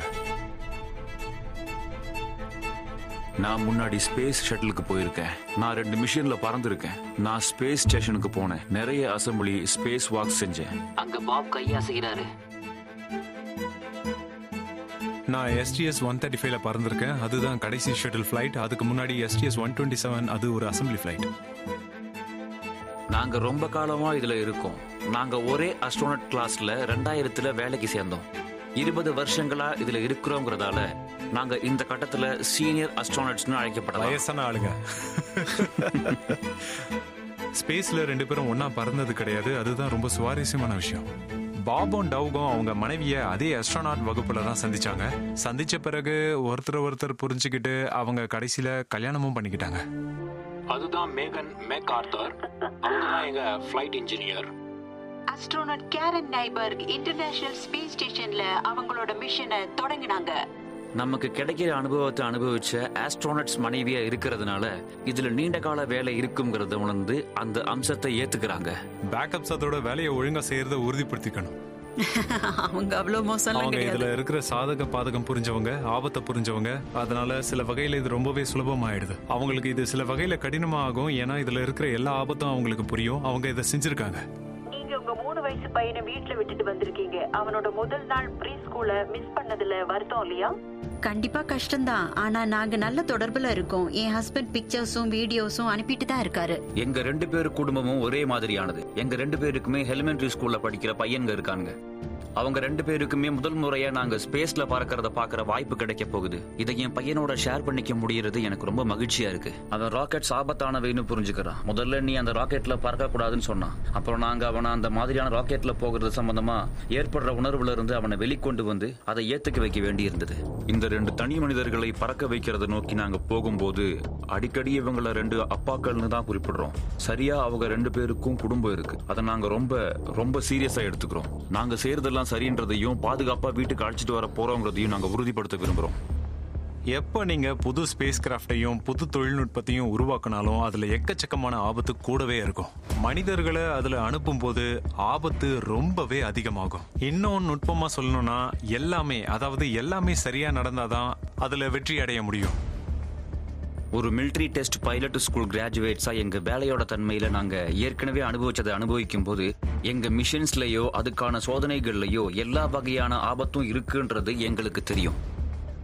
மனிதர்களை விண்வெளிக்கு அனுப்புறது அச்சமூட்டுற விஷயம். இது எப்பவுமே ஆபத்தானதுதான். ஸ்பேஸ் எக்ஸோட சக்சஸ் ரெக்கார்ட் அவ்வளவு முழுமையா இல்ல.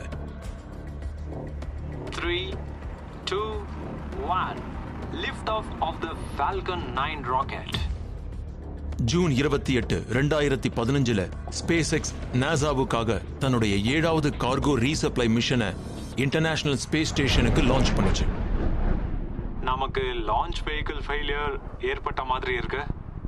லான்ச் ஆகி பல நிமிடங்கள்ல ஃபால்கன் 9 ராக்கெட் ஃபெயில் ஆகி மொத்தமா டிஸ்இன்டகிரேட் ஆகி நாசாவோட கார்கோவை மொத்தமா அழிச்சிடுச்சு.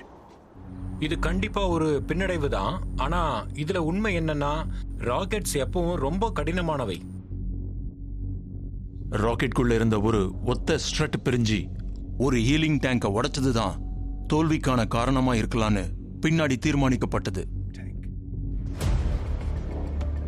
பிறகு செப்டம்பர் 1, 2016 இன்னொரு பெரிய தோல்வி.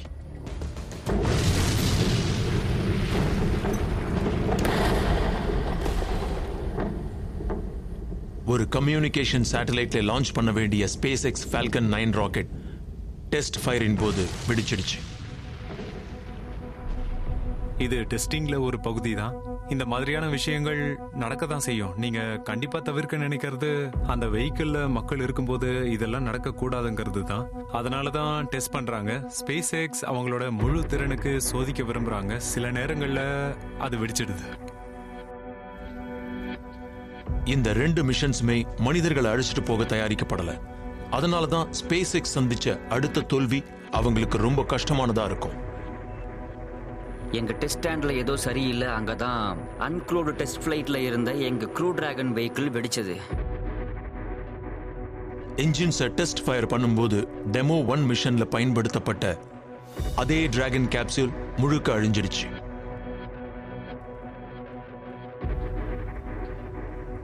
அவங்க மொத்த டிராகன் கேப்சூலையும் இழந்துட்டாங்க. அது அவங்களுக்கு ஒரு பெரிய பின்னடைவு. அது பயத்தையும் உண்டாக்குச்சு. டிராகன் கேப்சூல் அழிஞ்சதுக்கு அப்புறம் எங்களுக்கு பல வகையான உணர்வுகள் ஏற்பட்டுச்சு. முதல்ல உங்க குடும்பம் மற்றும் நண்பர்களோட கேள்விகளை சமாளிக்கணும். ஹே, அதுவா அந்த வெஹிக்கிள்ல நீ போக இருந்த? நீங்க போகும்போது அப்படிப்பட்ட ஆபத்தை சந்திக்கிறீங்கன்றத எப்படி உங்க மகன் கிட்ட சொல்ல முடியும்? அதுதான் நாங்க செஞ்சாகணும். இந்த நொடியில தான் நாசாவுக்குள்ள இருக்கிற மக்கள் இந்த மொத்த எக்ஸ்பெரிமெண்ட்டும் வேலை செய்யுமான்னு யோசிச்சாங்கன்னு நினைக்கிறேன்.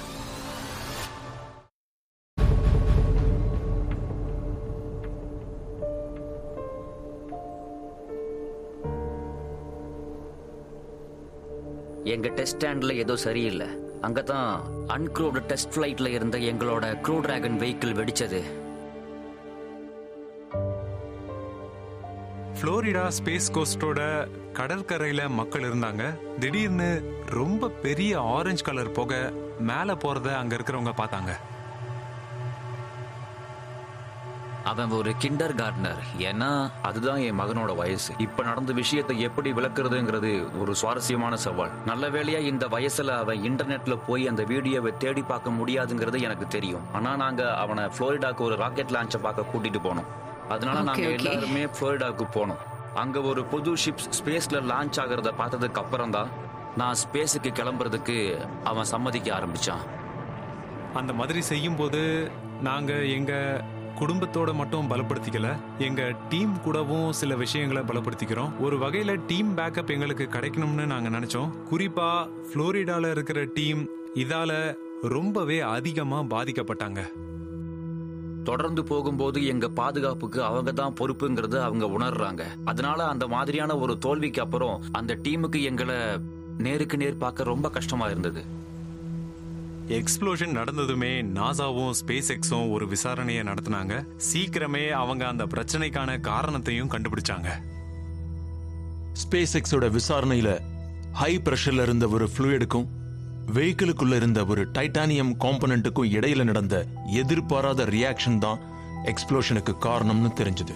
என்ன தவறு நடந்துச்சுன்னா, நாங்க கேப்சியூல ஒரு ஸ்டாண்ட்ல ஸ்ட்ராப் பண்ணியிருந்தோம். நிறைய ஹை ஸ்பீட் கேமரா சீரியஸும் எக்கச்சக்கமான சென்சார்ஸும் வச்சிருந்தோம். அது எங்களை பிரச்சனையோட மூல காரணத்தை கண்டறிய வச்சது. அது ரொம்ப நுணுக்கமான ஆபத்து. எங்களால அதை கண்டுபிடிச்சிருக்கவே முடியாது. என்ஜினியரிங் கோணத்துல இருந்து பார்த்தா இது உண்மையிலேயே ஒரு வெற்றி. நாங்க ஒரு புது ஃபெயிலியரை கண்டுபிடிச்சிருக்கோம். அதனால எங்க வெஹிக்கிள்ஸை மேலும் பாதுகாப்பானதா ஆக்குறோம். அது மட்டும் இல்லாம மொத்தமா எல்லாத்தையும் கவனமா பாத்துக்கிறோம். நான் ஸ்பேஸ் எக்ஸ் டீமை நினைச்சு ரொம்ப பெருமைப்படுறேன். சொல்ல போனா நான் இப்பதான் ஒரு டிராகன் இன்ஜினியர் ரிவ்யூல இருந்து வந்தேன். நாங்க எல்லா விதமான ஆபத்தை பத்தியும் விவரமான லிஸ்ட்ல பார்த்தேன். டிராகன் இன்ஜினியரிங் டீம் ரொம்ப சிறப்பா வேலை செஞ்சிருக்காங்க. நாங்க நாசாவோட இணைஞ்சு வேலை செய்யறோம். கூடுமான வரையிலும் நம்பிக்கையானதாகவும் பாதுகாப்பானதாகவும் இருக்கான்னு உறுதிப்படுத்திக்கிறோம். ஒரு டெஸ்ட் பைலட் எப்படி ஒரு ஸ்பேஸ் ஷிப்ல முதல் ஃபிளைட்டுக்கு தயார் பண்ணிருப்பாரு? இது ஒரு அற்புதமான கேள்வி. ஏன்னா போன முறை இதை நாங்க ஒரு ஆர்பிட் வெஹிக்கிள்ல செஞ்சப்போ எங்க கூட ஜான் யங்கும் பாப் கிரிப்பனும் இருந்தாங்க. நாங்க பொதுவா நீங்க திட்டமிட்டபடி இது நடக்கலன்னா என்ன ஆகும், நாங்க எப்படி தயாராகணும்னு கேட்போம். நாங்க எங்க பிளான் என்ன, எங்க பேக்கப் பிளான் என்னங்கறத தெரிஞ்சுக்க புதிரோட ஒவ்வொரு பீஸையும் தோண்டி எடுத்து அப்புறம் அதுக்கெல்லாம் தயாராகும். நாசாவும் ஸ்பேஸ் எக்ஸும் வாய்ப்பு இருக்கக்கூடிய எல்லா பிரச்சனைக்கும் தயாரா இருக்கணும். பேட்ல நெருப்பு பத்திச்சுன்னா விண்வெளி வீரர்கள் உடனே தப்பிக்கணும். அதனால அவங்க எமர்ஜென்சி எஸ்கேப் சிஸ்டம்ஸ்ல பயிற்சி எடுத்துக்கிறாங்க. ஸ்பேஸ் எக்ஸுக்கு லான்ச் பேட் 39Aல ஒரு ஈக்ரஸ் அப்பேரட்டஸ் இருக்கு. ஏதாவது ஃபியூவல் லீக் ஏற்பட்டா அல்லது ஆஸ்ட்ரோநாட்ஸ்க்கு முடிஞ்ச அளவு சீக்கிரம் லான்ச் டவர்ல இருந்து வெளியில வர வேண்டியிருந்தா தேவையா இருக்கும்னு ஒரு ஜெயண்ட் ஜிப் லைனை செட்டப் பண்ணியிருந்தாங்க. தரையிலிருந்து 265 அடி உயரத்துல ஸ்லைட் வயர்ட் பேஸ்கெட் விண்வெளி வீரர்களை பேட்ல இருந்து சுமார் 1200 அடி தூரத்துக்கு 30 நொடிக்குள்ள கொண்டு போயிடுச்சு.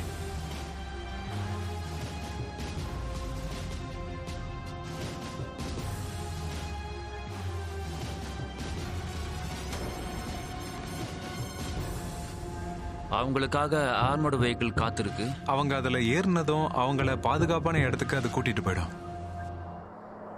லான்ச் பேட் மட்டும் இல்லாம வேற விதத்திலையும் விண்வெளி வீரர்கள் ஆபத்து சந்திக்க கூடும். கடல் கொந்தளிப்போ புயலோ இருந்தா கேப்சூல்ஸ் கடல்ல மோதி விழும். அதனால மீட்கிறது சவாலாயிடும். வாட்டர் எக்ரஸ் டெஸ்டின் போது கேப்சூல் கடல்ல மிதந்துகிட்டு இருக்கும் போது ஏற்படுற எமர்ஜென்சி சிச்சுவேஷன்ல நாங்க க்ரூ மெம்பர்ஸை மீட்கிறதுக்காக பயிற்சி செய்வோம். கடல்ல லேண்ட் ஆகும்போது ஸ்பேஸ்கே போலனாலும் ஒருவர் சீக்கிரமே சிசிக்கு ஆயிடலாங்கிறது டீப் சி ஃபிஷிங் ட்ரிப் போனவங்களுக்கு தெரியும். அதனால தண்ணியில லேண்ட் ஆகுறது மன ரீதியான அம்சங்களை பொறுத்த வரைக்கும் ஒரு மாதிரியான சவால்னு சொல்லலாம். அதை நாங்க எப்படி சமாளிக்கிறோங்கிறத பொறுத்து. ஸ்பேஸ்ல இருந்து ஆஸ்ட்ரோநாட்ஸ் திரும்பும்போது அவங்க தண்ணியில லேண்ட் ஆவாங்க. அவங்கள ரெக்கவரி ஷிப்பால மீட்போம். முதல்ல என்ன செய்வோம்னா, நாங்க கேப்சூலுக்குள்ள போய் அவங்க ஆரோக்கியமா இருக்கிறத உறுதிப்படுத்திக்கிட்டு அவங்கள அங்கிருந்து எப்படி வெளியில கூட்டிட்டு வர்றதுங்கிறத தீர்மானிப்போம். அவங்க சிசிக்கு ஆகாம பாதுகாக்கிறதுக்காக அவங்கள ரொம்ப மெதுவா கூட்டிட்டு வர்றதை உறுதிப்படுத்திக்குவோம். அவங்க திரும்பி வரும்போது அவங்கள கம்ஃபர்டபுளா வச்சுக்க நிறைய விஷயம் செய்வோம்.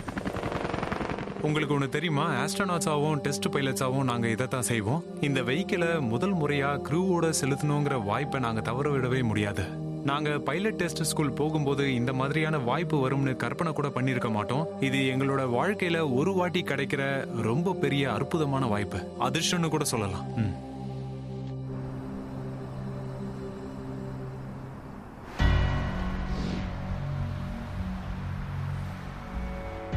Hello Doug, how are you? Hey Bob, எப்படி இருக்கீங்க? good to see you. Yeah, good to see you. Hey, Hi. Doug, good to see you. 2014 commercial crew program space எக்ஸுக்கு $260 கோடி ஒரு புது லான்ச் சிஸ்டம் உருவாக்க வழங்குச்சு. இன்னைக்கும் நாசா அட்மினிஸ்ட்ரேட்டர் ஜிம் பிரைடன்ஸ்டைன் வரி செலுத்துறவங்களோட பணம் எப்படி பயன்படுத்தப்படுதுன்னு பார்க்க ஸ்பேஸ் எக்ஸ் ஃபேக்டரிக்கு வராரு. பார்க்க நிறைய இருக்குல்ல. ஆமா. ஸ்பேஸ் எக்ஸ் ஃபேக்டரி ஏரோஸ்பேஸுக்கு ஒரு கேண்டி லேண்ட் மாதிரி. இது ஒரு அற்புதமான இடம். ஏன்னா இங்க நிறைய ராக்கெட்ஸ் உருவாக்கப்படுறத நீங்க பார்க்கலாம். எக்கச்சக்கமான ராக்கெட்ஸ், நிறைய என்ஜின்ஸ் உருவாக்கப்படுறத பார்க்கலாம். டிராகன் ஸ்பேஸ் கிராஃப்ட் உருவாக்கப்படுறதையும் நீங்க பார்க்கலாம். எப்பவும் உங்களை சுத்தியும் ஸ்பேஸ் பிளைட்டோட நவீனமயமான எதிர்காலத்தையும் பார்க்கலாம். ஃபேக்டரியோட இந்த இடத்துல தான் புரட்சிகரமான ஃபால்கன் 9 ராக்கெட் இருக்கு. இந்த ராக்கெட் நாசாவோட உதவியோட, ஏர்ஃபோர்ஸோட உதவியோட வடிவமைக்கப்பட்டது. இதுவரைக்கும் இல்லாத அளவு ரொம்ப நம்பகமான ராக்கெட்டா இது புதுசா வடிவமைக்கப்பட்டிருக்கு. ரைட். ஃபால்கன் 9 லிட்ரேச்சர்ல சொல்லப்படுற மாதிரி சொல்லணும்னா standing on the soldiers of டைட்டன்ஸ்னு சொல்லணும். நாங்க கத்துக்கிட்ட பாடங்களை வச்சு இதை உருவாக்குறோம். நாசா கத்துக்கிட்ட விஷயங்களை நாங்க எடுத்துக்கிட்டாலும் ஒரு தெளிவான தாளை பயன்படுத்தின மாதிரி நாங்க செய்ய நினைக்கிற இதுவரைக்கும் யாரும் செய்யாத மாதிரி ஒரு ராக்கெட்டை எப்படி உருவாக்குறதுன்னு நாங்க யோசிச்சோம். ஸ்பேஸ் ஃபிளைட்டோட வரலாற்றுல ராக்கெட்ஸ்லாம் முன்னாடி பயன்படுத்தப்பட்டிருக்கு. Lift off of the Atlas V. First stages பறந்து போய் அதோட பேலோட ஸ்பேஸ்ல டெலிவர் பண்ணுச்சு. We have stage separation. அப்புறம் அது மறுபடியும் பயன்படுத்த முடியாத மாதிரி கடல்ல மோதி விழும். அது நியூயார்க்ல இருந்து எல்ஏக்கு பறந்து போயிட்டு விமானத்தை தூக்கி போடுறதுக்கு சமம். அதனால கமர்ஷியல் ஏவியேஷன் ரொம்ப எக்ஸ்பென்சிவா ஆகும். ஆனாலும் அதைத்தான் நம்ம ஸ்பேஸ்ல பண்ணிக்கிட்டு இருக்கோம். We have lift off of the Falcon 9. Space X திரும்ப பயன்படுத்தக்கூடிய வகையில ஒரு ராக்கெட்டை உருவாக்கி இருக்கு. ஃபர்ஸ்ட் ஸ்டேஜ் பூஸ்டர் தன்னோட பேலோட ஆர்பிட்டுக்கு டெலிவர் பண்ணிட்டு Stage separation confirmed. திரும்பி பறந்து வந்து தரையில லேண்ட் ஆகும், இல்லனா கடல்ல இருக்கிற ஒரு கப்பல்ல லேண்ட் ஆகும். தோல்வியை பத்தி பேசும்போது ஸ்பேஸ் எக்ஸ்ல ஒரு சுவாரஸ்யமான வரலாறு இருக்கு.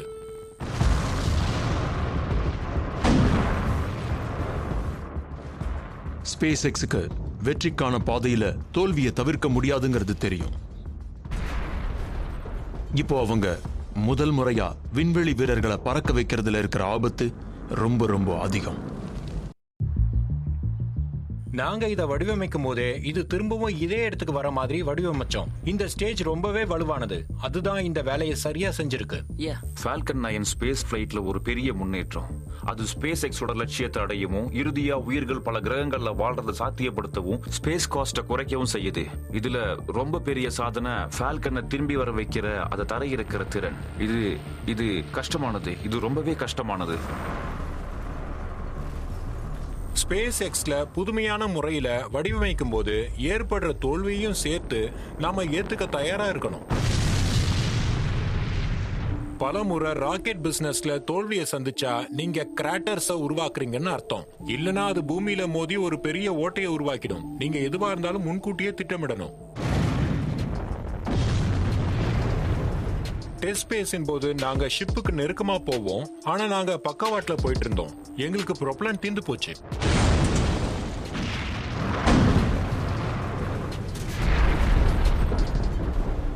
ஆனா நாங்க அதை ஏன் செய்யறோம்னா, ஒரு டெஸ்ட் ஒரு ஃபிளைட், ஒரு டெஸ்ட் ஒரு ஃபிளைட், இப்படி செஞ்சாதான் இது எப்படி வேலை செய்யுதுன்னு எங்களால புரிஞ்சுக்க முடியும். கம்ப்யூட்டர்ல வெறும் அனலைஸ் பண்ணி இல்ல, நிஜமாவே ராக்கெட்டை பறக்க வச்சுதான் செய்யணும். அப்பதான் ராக்கெட்ல என்ன செய்ய முடியும்னு நீங்க கத்துக்க முடியும். பல ஆண்டுகளா மக்கள் இந்த மாதிரி செய்ய முடியாதுன்னு நினைச்சாங்க. ஒரு லான்ச் வெஹிக்கிளை திரும்பி கொண்டு வர்றது, அந்த வெஹிக்கிள் பூமிக்கு திரும்பி வர வழி முழுக்க அதை கட்டுப்படுத்துறது ரொம்ப கஷ்டமா நினைச்சாங்க. பல வருடங்களா ஃபால்கன் 9 வடிவமைச்சு சோதிச்ச பிறகு 2015 ஸ்பேஸ் எக்ஸ் ஒரு ஃபர்ஸ்ட் ஸ்டேஜ் ஆர்பிட்டல் ராக்கெட்டை பூமியில தரையிறங்க வைக்கிற முயற்சி மூலமா வரலாறு படைக்க தயாராச்சு. Stage separation confirmed. ஃபால்கன் 9 திரும்ப பூமிக்கு கொண்டு வர ஃபர்ஸ்ட் ஸ்டேஜ்ல நாங்க ஒரு நேவிகேஷன் சிஸ்டம் வச்சிருக்கோம். பெரும்பாலான ஃபர்ஸ்ட் ஸ்டேஜ்ல இது இருக்காது. ராக்கெட் 9 இன்ஜின்கள்ல 3 ரீலைட் செஞ்சு வேகத்தை குறைக்க தொடங்கும். நாங்க ஒவ்வொரு இன்ஜினையும் இடமிருந்து வலமாவும் மேலிருந்து கீழையும் இயக்க முடியும். Stage 1 landing burner started. நீங்க எம்பயர் ஸ்டேட் பில்டிங் மேல நின்னுகிட்டு ஒரு பென்சிலை கீழே போட்டு அந்த பென்சிலை ஒரு போஸ்டேஜ் ஸ்டாம்ப் மேல இருக்கிற அதோட எரேசர் மேல போடுற மாதிரின்னு இதை விரிவிக்கிறத நான் கேட்டிருக்கேன். இறுதியில பார்த்தா இது பிசிக்ஸோட சாம்ராஜ்யத்துக்கு அப்பாற்பட்டது இல்ல. பிசிக்ஸோடது இல்லைன்னா இதை செஞ்சு முடிக்க ஒரு என்ஜினியரிங் வழி இருக்கு. ஃபால்கன் தரையிறங்கிடுச்சு. வாவ், இது பத்திரமா தரையிறங்கிடுச்சு. அற்புதமான விஷயம். That's Crazy.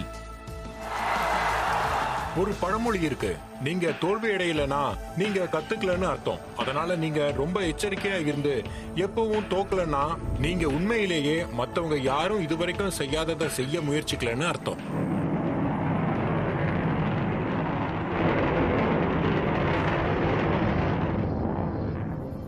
நிறைய பேர் ராக்கெட் லேண்டிங்ஸை உண்மைன்னு நினைக்கல.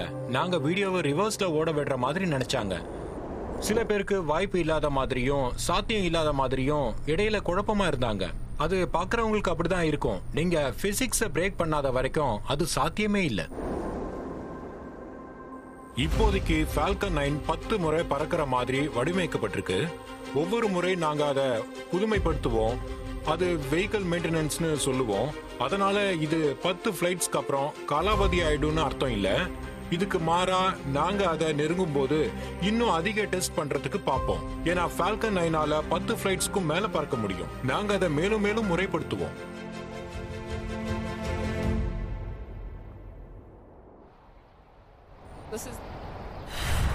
இது லான்ச் காம்ப்ளெக்ஸ். இது கேப் கனாவல் கெனடி ஸ்பேஸ் சென்டர்ல இருக்கு.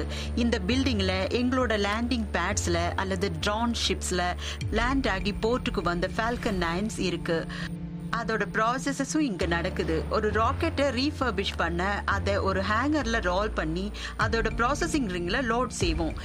பிறகு சில வாரங்கள்ல அது ப்ராசஸ் ஆகி லான்ச்சுக்கு தயாராயிடும். ரீயூசபிலிட்டிங்கிறது ஸ்பேஸ் எக்ஸ்ப்ளோரேஷன்ல ரொம்ப அவசியம். முதல்ல அது செலவை குறைக்க உதவுது. ரெண்டாவது நேரத்தை மிச்சப்படுத்த உதவுது. ஒவ்வொரு முறையும் நீங்க புது வெஹிக்கிளை உருவாக்க வேண்டி இருந்தா ஒரு புது ராக்கெட்டை உருவாக்க நீங்க காத்துக்கிட்டே இருக்க வேண்டியதுதான். ஆனா எங்களால ராக்கெட்டை பறக்க வைக்க முடியுது. தரை இறங்கி மறுபடியும் பயன்படுத்த முடியுதுங்கிறதுனால மாசம் அல்லது வருஷத்துல ஒரு வாட்டின்னு இல்லாம நாங்க வாரம் ஸ்பேஸுக்கு போக முடியும். 0 ரீஃபர்பிஷ்மெண்ட் தான் இறுதி லட்சியம். மார்ஸுக்கு போக இதுதான் முதல் படி. அதுங்க கடல்ல மோதிர ஸ்டேஜஸ் தான். உங்களால ஹார்ட்வேரை மீட்க முடியாது. அதனால அது ஒரு க்ளோஸ் காலா அப்படின்றத கண்டுபிடிக்க முடியாது. நமக்கு வெஹிக்கிள் திரும்ப வரும்போது நாம வெஹிக்கிளை சோதிச்சு அதுல ஏதாவது எரிஞ்சிருக்கா இல்லையான்னு நாம நெருக்கடியில இருந்தோம்னா நேரடியா பார்த்து தெரிஞ்சுக்க முடியும். அதை நம்ம டிசைன்ல சரி பண்ணிடலாம். வெல், நீங்க அதே ராக்கெட்டை 2வது 3வது 4வது 5வது வாட்டி பயன்படுத்தும் போது இன்சூரன்ஸ் ரேட்ஸ் குறையும், அதிகமாகாது. நீங்க சொல்றது புரியுது. இன்சூரன்ஸ்ல அதை நம்ம கிளைம் பண்ணிக்கலாம். நம்ம பணமும் திரும்ப வந்துரும் சொல்றீங்க. அந்த முதல் ஃபிளைட்டை விட்டதுக்கு அப்புறம் அது ஒரு கமர்ஷியல் ஃபிளைட் மாதிரி தான். முதல் கஸ்டமரை ஒரு ஏரோப்ளேன்ல ஏறதை விட பல முறை பார்த்திருக்கிற ஒரு ஏரோப்ளேனை தான் நீங்க விரும்புறீங்க. கமர்ஷியல் இன்சூரன்ஸ் ரேட்டை தான் ஒரு ராக்கெட்டோட நம்பகத்தன்மையை குறிக்கும். உலகத்திலே எங்களுக்கு தான் பெஸ்ட் இன்சூரன்ஸ் ரேட்ஸ் இருக்கு. அப்படியா? எனக்கு தெரியாது. ஹோலி கிரெயில் முழுக்க மறுபடியும் பயன்படுத்தக்கூடிய ஆர்பிட்டல் சிஸ்டம். இதுவரைக்கும் இதுதான் ரொம்ப முக்கியமானது. இது திரும்ப பயன்படுத்தக்கூடிய ஏர்கிராஃப்ட் அல்லது காரை வச்சிருக்கிறதுக்கும் வச்சுக்காததுக்குமான வித்தியாசம் மாதிரி. இதோட உள் விவரங்கள் நிறைய மக்களுக்கு முழுசா புரியறது இல்ல. இது ஒரு ஃபுல்லி ஃபிளைட், அதாவது ஃபுல்லி ஃபங்க்ஷனல் சூட். ஒன்றுத்துல சுமார் 4 வருஷத்துக்கு முன்னாடி நான் இருந்தப்ப இந்த சூட்ஸ்ல எது வேலை செய்யுது எது வேலை செய்யலன்னு டெஸ்ட் பண்ணிக்கிட்டு இருந்தேன். இந்த சூட்டை நாங்க 4-5 வருஷத்துக்கு முன்னாடியே தயார் பண்ணியாச்சு. இந்த ஷூட் தயாரிக்கிறதுக்கு டக் அண்ட் பாப் தான் உதவி செஞ்சிருக்காங்க. இந்த மாதிரி ஒரு சூட்டை நீங்க உலகத்துல எங்க தேடினாலும் நிச்சயமா இருக்காது. அவங்களோட சூட்டை தயாரிக்கிறது ஒரு பெரிய வேலையா இருந்துச்சு. ஒரு பெரிய வேலை, நான் அதை குறைச்சு சொல்ல முடியாது. ஒரு ஸ்பேஸ் சூட்டை உருவாக்குறது அவ்வளவு ஈஸி இல்ல. ஆஸ்ட்ரோனட்ஸ் ஆரம்பத்துல இருந்து ஒரு குழுவா எங்க டிசைன் ப்ராசஸ்ல, எங்க டெஸ்ட்ல மற்றும் எங்க ட்ரைனிங் ப்ராசஸ்ல பங்கெடுத்துக்கிட்டாங்க. அப்ப இந்த ஸ்பேஸ் கிராஃப்ட் பிரஷரைஸ்டா இருக்கிற வரைக்கும் இது கண்டிப்பா இன்ஃப்ளேட் ஆகாதுல்ல, சரியா?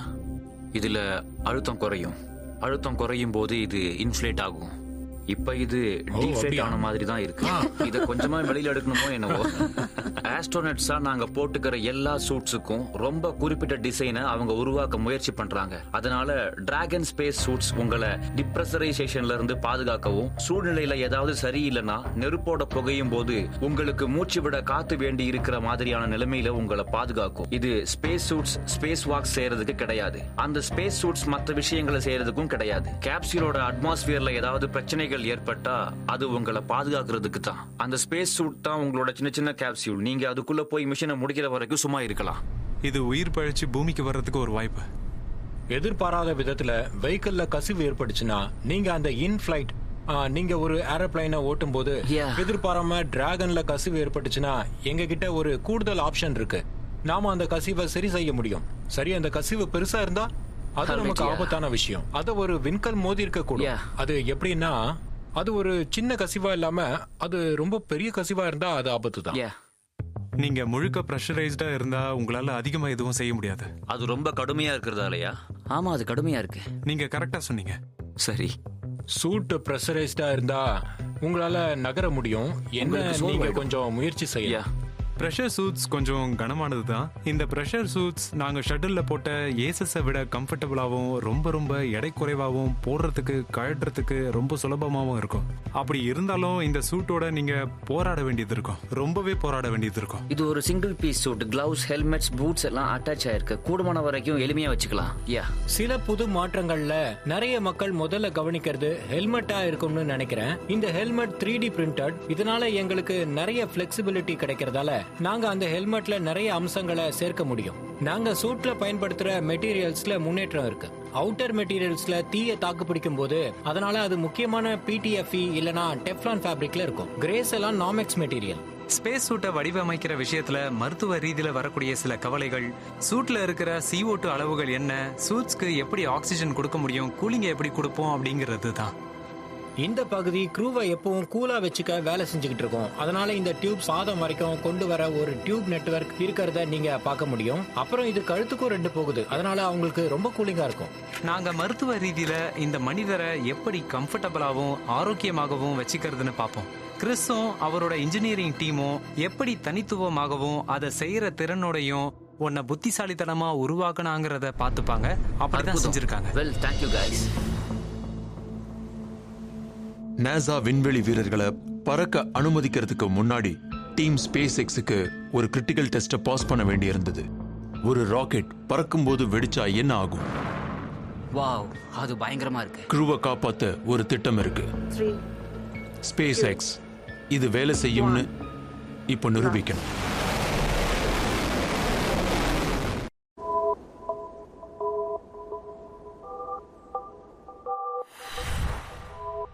க்ரூ டிராகன் கேப்சூலுங்கிறது க்ரூ இருக்கிற ஸ்பேஸ் கிராஃப்ட்.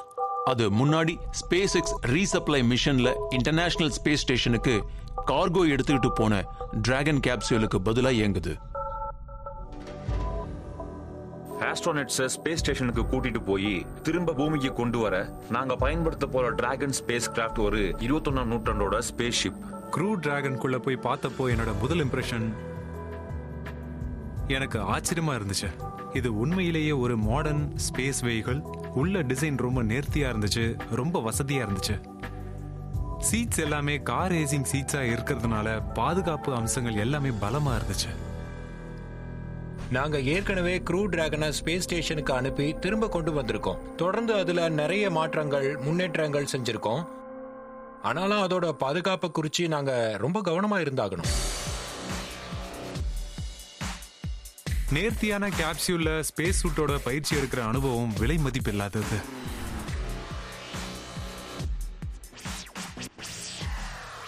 பாபு டாகும் தங்களோட ஸ்பேஸ் சூட்டை சிமுலேஷன் போது போட்டுக்கிட்டாங்க. ஏன்னா பயிற்சி அவங்களுக்கு நிஜ மாதிரியே இருக்கணும். ஸ்பேஸ் எக்ஸ் டிராகன், நாங்க ப்ரெஷரைஸ் பண்ண தயாரா இருக்கோம்.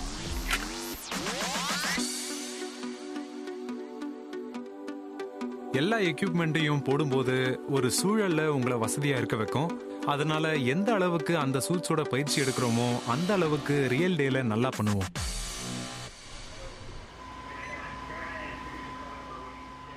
ஸ்பேஸ் கிராஃப்ட்ல நவீன காம்பனன்ட்ஸை பார்க்க ரொம்ப சுவாரஸ்யமா இருக்கு. நீங்க ஷட்டிலுக்கு 2000 ஸ்விட்சுகளுக்கு, சர்க்யூட் பிரேக்கர், சீட்ஸ் எல்லாத்துக்கும் ரொம்ப நல்லா பழகிடுவீங்க. ஆனா பறக்கிறதுக்கு இது ரொம்ப வசதியான வெஹிக்கிள் இல்ல. எங்களை மாதிரி 60கள்ல இருந்து இவ்வளவு வருஷமா சுவிட்சஸோட வாழ்ந்துகிட்டு இருக்கவங்களுக்கு ஒரு நவீன தொழில்நுட்பத்தை பார்க்கும்போது சுவாரஸ்யம் தான். எங்களுக்கு 2 நல்ல எல்இடிஸ் இருக்கு. காப்பி செய்யப்பட்டு விட்டது. நாங்க செஞ்சிருக்கிற சில பெரிய கண்டுபிடிப்புகள்னால எங்களுக்கு இந்த அற்புதமான டச் ஸ்கிரீன்ஸ் இருக்கு. அதனால நீங்க வெஹிக்கிள்ல நடக்கிற எல்லாத்தையும் பார்க்க முடியும். வெஹிக்கிளை பத்தி உங்களுக்கு வேண்டிய எல்லா டேட்டாஸையும் பெற முடியும். டச் ஸ்கிரீன்ஸ் மூலமா நீங்க வெஹிக்கிளை கட்டுப்படுத்தவும் முடியும். கிளவுஸ் டச் ஸ்கிரீனோட இணக்கமா இருக்கும். இது ரொம்ப அவசியம். ஏன்னா சில ஆபரேஷன்ஸ் நீங்க கிளவுஸ் போட்டு தான் செய்ய முடியும். Dragon capsules are updated. Dragon capsule முக்கால்வாசி தானா இயங்கும். அதனால எல்லாம் சரியா போச்சுன்னா மொத்த ஃபிளைட்டையும் அங்க தலையீடு இல்லாம அதால பறக்க முடியணும். இதுதான் வெஹிக்கிள்ஸோட வருங்காலமா இருக்கும்னு நினைக்கிறேன். அதாவது அதை இப்ப நாம கார்ல பாக்குறோம், ஏர்பிளேன்ஸ்ல பாக்குறோம். அதனால லாஜிக்கலா பார்த்தா இதுதான் அடுத்தது. செப்பரேஷனுக்கு தயாராக நீங்க டிராகன் லாஞ்சிடியூட மானிட்டர் பண்ணிக்கிட்டே இருக்கணும். ஆட்டோமேஷனை பத்தி சிந்திக்கும் போது அது ஒரு சிக்கலான அடுக்கு மற்றும் சாஃப்ட்வேர். அதை நாம உறுதிப்படுத்திக்கணும். அப்பதான் அன்னைக்கு நாள் நல்லா இருந்தா க்ரூவோட வேலை அதிகமா இருக்கவே இருக்காது. ஒரு மோசமான நாள்ல அவங்க சரியா எப்போ எப்படி வெஹிக்கிளுக்கு ரெஸ்பாண்ட் பண்ணணுங்கிறது, வெஹிக்கிளோட பிஹேவியர் என்னங்கிறது தெரிஞ்சுக்கணும். Dragon space X communication chip. Dragon, we have got you loud and clear. இந்த மிஷனோட ஒவ்வொரு ஃபேஸும் சிமுலேட் ஆயிருக்கணும். அதனால எங்களுக்கு லான்ச் சிம்ஸ் இருக்கு, ஸ்டேஷன் அப்ரோச் இருக்கு, என்ட்ரி, டிசன்ட், லேண்டிங் இருக்கு. ஒவ்வொரு ஃபேஸுக்கும் அதுக்குன்னு தனிப்பட்ட வகையில ஃபெயிலியர்ஸும் இருக்கு. அதுக்கு வெவ்வேறு விதமான ரெஸ்பான்ஸும் தேவைப்படும். டிராகன், நாம இப்போ செனாரியோக்குள்ள போக போறோம். இறுதியா அதால தானாவே பறக்க முடிஞ்சாலும் நடக்கிறது என்னங்கறத புரிஞ்சுக்க நாங்க உறுதிப்படுத்திக்க விரும்புறோம். அப்பதான் எந்த கட்டத்திலையும் அவங்களோட பாதுகாப்புக்காகவும் நிலைமையை கட்டுப்பாட்டுக்குள்ள கொண்டு வர முடியும். எல்லா விஷயமும் எப்படி நடக்கணுமோ அந்த மாதிரி ஆட்டோமேஷன்ல நடக்கலன்னு நாங்க நினைச்சா அப்ப நாங்க மேனுவலா குறுக்கிடுவோம். Dragon space flight computer. நாம அதை இழந்த மாதிரி இருக்கு. இன்னைக்கு விண்வெளி வீரர்கள் ஃபிளைட் கம்ப்யூட்டர்ஸ் ஃபெயில் ஆகக்கூடிய சூழலுக்கான பயிற்சி எடுத்துக்கிறாங்க. டிராகன் க்ரூ கேப்சூல் முழுக்க தானியங்கிங்கிறதுனால அது கிட்டத்தட்ட எல்லாத்துக்குமே கம்ப்யூட்டர்ஸ் சார்ந்து இருக்கு. கம்ப்யூட்டர்ஸ் இயங்கலனா விண்வெளி வீரர்களுக்கு ரொம்ப ஆபத்தானதா போயிடும். உங்க ஃபிளைட் கம்ப்யூட்டர் ப்ராசஸ்ல ஒன்னு வெஹிக்கிளை கட்டுப்படுத்தலைன்னு தெரியுது. பயிற்சியில நாங்க என்ன செய்வோம்னா டிராகனை பிரேக் பண்ணுவோம். டிராகன் ஸ்பேஸ் எக்ஸ் உடனடியாக ஃபிளைட் கம்ப்யூட்டரை ரீபூட் செய்யவும். ஃபிளைட் கம்ப்யூட்டர் எங்கலனா அதை எப்படி ரீபூட் செய்யணும்னு அவங்களுக்கு சொல்லி தருவோம். ஓகே, நாங்க ஃபிளைட் கம்ப்யூட்டர் ரீபூட்டை இனிஷியேட் பண்ணியிருக்கோம். நாங்க அதை கிரவுண்ட்ல பாக்குறோம். சிமுலேஷன்ஸ் அப்போ நீங்க நிறைய பிரச்சனைகளை, கோளாறுகளை பாப்பீங்க. சாராவும் எங்களோட வேற சில சிமுலேஷன் சூப்பர்வைசர்ஸும் அந்த வாய்ப்புகளை மகிழ்ச்சியா ஏத்துப்பாங்க. குறுக்கிடப்பட்டிருக்கு. அதற்கான மூல காரணத்தை நாங்க கிரவுண்ட்ல ஆராயிரோம். Dragon copy. இது ஒரு க்ரூவா பாபுக்கும் எனக்கும் மட்டும் இல்லாம கிரவுண்ட்ல இருக்கிற இந்த டீமுக்கும் நல்லது. இது பலவிதமான எதிர்பாராத பிரச்சனைகளை கொடுக்குது. ஃபிளைட் கம்ப்யூட்டர் டிரான்சிஷன் முடிந்து விட்டது. எங்க எல்லா டிஸ்பிளேஸ் பேக்கப்பையும் காட்டுறோம். அது ஒரு சுபமான வார்த்தை. பாருங்க. விக்டரி. நாசா ஸ்பேஸ் எக்ஸோட க்ரூ டிராகன் கேப்சூலோட டிசைன் அதோட முன்னோடியான ஸ்பேஸ் ஷட்டிலை விட பல மடங்கு அதிக பாதுகாப்பு அம்சங்களோட இருக்கணும்னு கேட்டிருக்கு. டிராகனோட ஒவ்வொரு அம்சமும் சப்சிஸ்டம் லெவல்ல ஒரு மொத்த வெஹிக்கிளா சோதிக்கப்பட்டிருக்கு. நடந்துட்டு இருக்கிற எக்கச்சக்கமான டெஸ்டுகளை பத்தி நீங்க கேள்விப்பட்டீங்கன்னா நிச்சயமா கண்டிப்பா ஆச்சரியப்படுவீங்க. ஸ்பேஸ் எக்ஸ் தங்களுடைய சிஸ்டம்ல உருவாக்கி இருக்கிற அத்தனை பாதுகாப்பு அம்சங்களுக்கு பிறகு நாசா புரட்சிகரமான ஒரு புது பாதுகாப்பு அம்சமான லான்ச் எஸ்கேப் சிஸ்டமை சேர்க்க சொல்லியிருக்காங்க. பேட்ல ஒரு எமர்ஜென்சி ஏற்பட்டுச்சுன்னா கேப்சூலால ஃபால்கன் ராக்கெட்ல இருந்து பிரிஞ்சு வர முடியும். அது க்ரூவை பாதுகாக்க செய்யப்படுது. எங்களோட லான்ச் எஸ்கேப் சிஸ்டம்ங்கிறது மொத்த ஸ்பேஸ் கிராஃப்டுக்குமான ஒரு எஜெக்ஷன் சீட். ராக்கெட்ஸ்ல கோளாறு இருக்கிறத கம்ப்யூட்டர்ஸ் உணர்ந்தா ஸ்பேஸ் கிராஃப்ட் தானாவே அதுல இருந்து பிரிஞ்சு அதோட சூப்பர் டிராகோ என்ஜின்ஸை பயன்படுத்தி வானத்துல பறந்து பாதுகாப்பா தன்னோட பாராசூட்ஸோட கடல்ல விடும். இது க்ரூ ஃபிளைட்டை காப்பாத்தும். க்ரூ டிராகன் ஸ்பேஸ் கிராஃப்ட் 2 விதமான என்ஜின்ஸ் இருக்கு. முதல்ல 16 டிராகோ த்ரஸ்டர்ஸ். இவை சுமார் 45 கிலோ த்ரஸ்ட் கொடுக்கிற சின்ன என்ஜின்ஸ். அந்த என்ஜின்களை தான் நாங்க இன்டர்நேஷனல் ஸ்பேஸ் ஸ்டேஷன்ல டாக் பண்ண பயன்படுத்த போறோம். பிறகு 8 சூப்பர் டிராகோ என்ஜின்ஸ் இருக்கு. இது லான்ச் எஸ்கேப் சினாரியோல ஒரு எமர்ஜென்சி சூழ்நிலையை பயன்படுத்தும். இது ஆயிரக்கணக்கான கிலோ த்ரஸ்ட் கொடுக்கும்.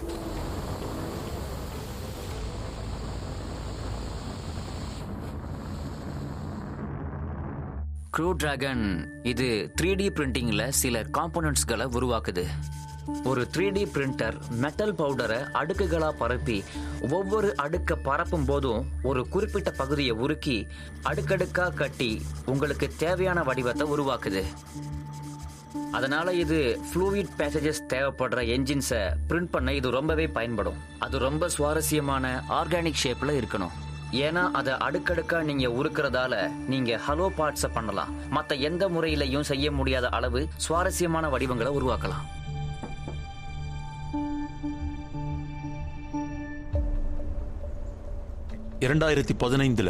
ஸ்பேஸ் எக்ஸ் அவங்களுடைய லான்ச் எஸ்கேப் சிஸ்டமோட பிரிலிமினரி பேட் அபார்ட் டெஸ்ட் பண்ணாங்க. எங்களோட பேட் அபார்ட் டெஸ்ட் ஒரு எமர்ஜென்சி சூழல எங்க ஸ்பேஸ் கிராஃப்ட் டிசைனால லான்ச் பேடை பாதுகாக்க தண்ணியில இறக்க முடியுங்கிறத உறுதிப்படுத்திக்க நடத்தப்பட்டது. 3, 2, 1, launch.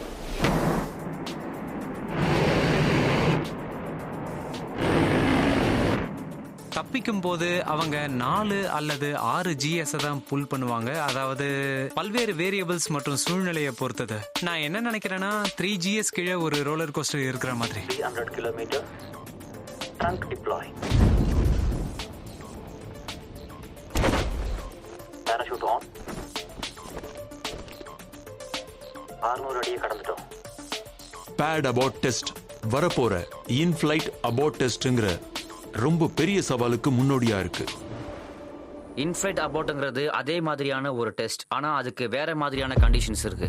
லான்ச் பேட்ல ராக்கெட்ல இருந்து பிரிஞ்சு வரதுக்கு பதிலா இன்ஃபிளைட் அபார்ட் டெஸ்ட் அட்மாஸ்பியர்ல பறந்துகிட்டு இருக்கிற ராக்கெட்ல இருந்து பிரிஞ்சு வரும். ராக்கெட்ல ஒரு கோளாறு இருந்தா இந்த இன்ஃபிளைட் அபார்ட் டெஸ்ட் கேப்சியூல் எப்படி தானாவே ராக்கெட்ல இருந்து வெளியேறி குரூவோட பாதுகாப்பை தண்ணிக்கு கொண்டு வரும்னு காட்டும்.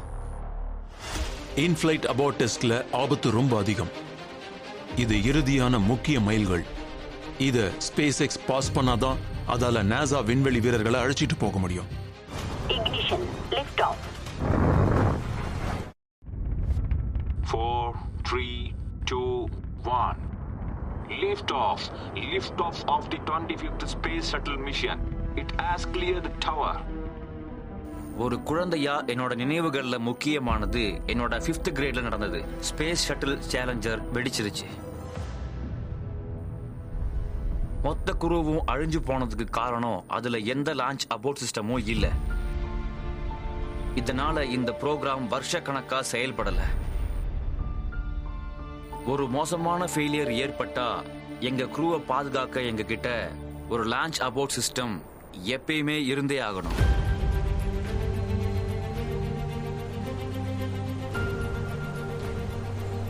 Good afternoon.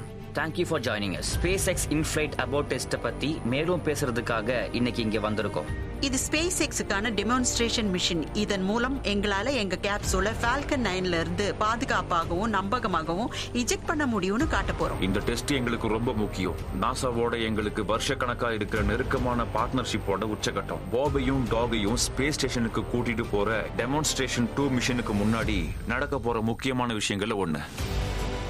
ஸ்பேஸ் எக்ஸ் இந்த முக்கியமான இன்ஃபிளைட் அபார்ட் டெஸ்ட்டை பாஸ் பண்ணாதான் நாசா தன்னுடைய விண்வெளி வீரர்களை ஏற்றி செல்ல அனுமதிக்கும். விரைவிலேயே மனித உயிர்கள் இதுல முக்கியமான அம்சமா இருக்கிறதுனால எல்லா முன்னெச்சரிக்கையும் கண்டிப்பா செஞ்சாகணும். திட்டம் என்னன்னா டிராகன் ராக்கெட்டுக்கு மேல இருக்கும். ராக்கெட் கிளம்பும். லான்ச் ஆன சுமார் 84 நொடிகள்ல நாங்க லான்ச் எஸ்கேப் சிஸ்டம் ட்ரிகர் பண்ணுவோம். அப்ப டிராகன் கேப்சியூல பாதுகாக்க ஃபால்கன் கிட்ட இருந்து விலக்கிடும். டிராகன் விலகி வரும்போது சுமார் 2.3 மேக் வரைக்கும் போகும். அப்புறம் 40 கிலோமீட்டர் உயரத்துல அது ஒரு உச்சத்தை அடையும். அது தன்னோட ட்ரங்க் துறக்கும். டிராகோ என்ஜின்ஸோட தன்னை ரீஆரியன்ட் பண்ணிக்கிட்டு கீழ் நோக்கி வரும். லான்ச் நடந்த சுமார் 5 நிமிஷத்துல பாராசூட்ஸ் டிப்ளாய் ஆகி லான்ச் நடந்து 10 நிமிஷத்துல ஸ்பிளாஷ் டவுன் ஆகும்னு எதிர்பார்க்கிறோம். நான் குறிப்பிட நினைக்கிற விஷயம் என்னன்னா, இது ஒரு வகையில எக்ஸைட்டிங் ஆகவும் இருக்கும். ஃபால்கன் 3 முறை இதுக்கு முன்னாடி பறந்திருக்கு. இப்போ கமர்ஷியல் குரூப் ப்ரோக்ராமுக்காக மறுபடி பறக்க போகுது. எங்க பின்னாடி இருக்கிற பூஸ்டர் அல்லது எங்க பின்னாடி இருக்கிற ஃபால்கன் 9 எங்களோட இன்ஃபிளைட் அபார்ட் நடத்தும். அதனால இதோட சேர்த்தா இது 4வது ஃபிளைட். எனக்கு தெரிஞ்ச வரைக்கும் இன்ஃபிளைட் அபார்ட் டெஸ்ட் முதல் முறையா நடக்க போற முழு அளவு launch escape system safety test. கடந்த காலத்துல மத்த குரூப் ப்ரோக்ராம்ல அவங்க சப் ஸ்கேல் டெஸ்டிங் செஞ்சிருக்காங்க.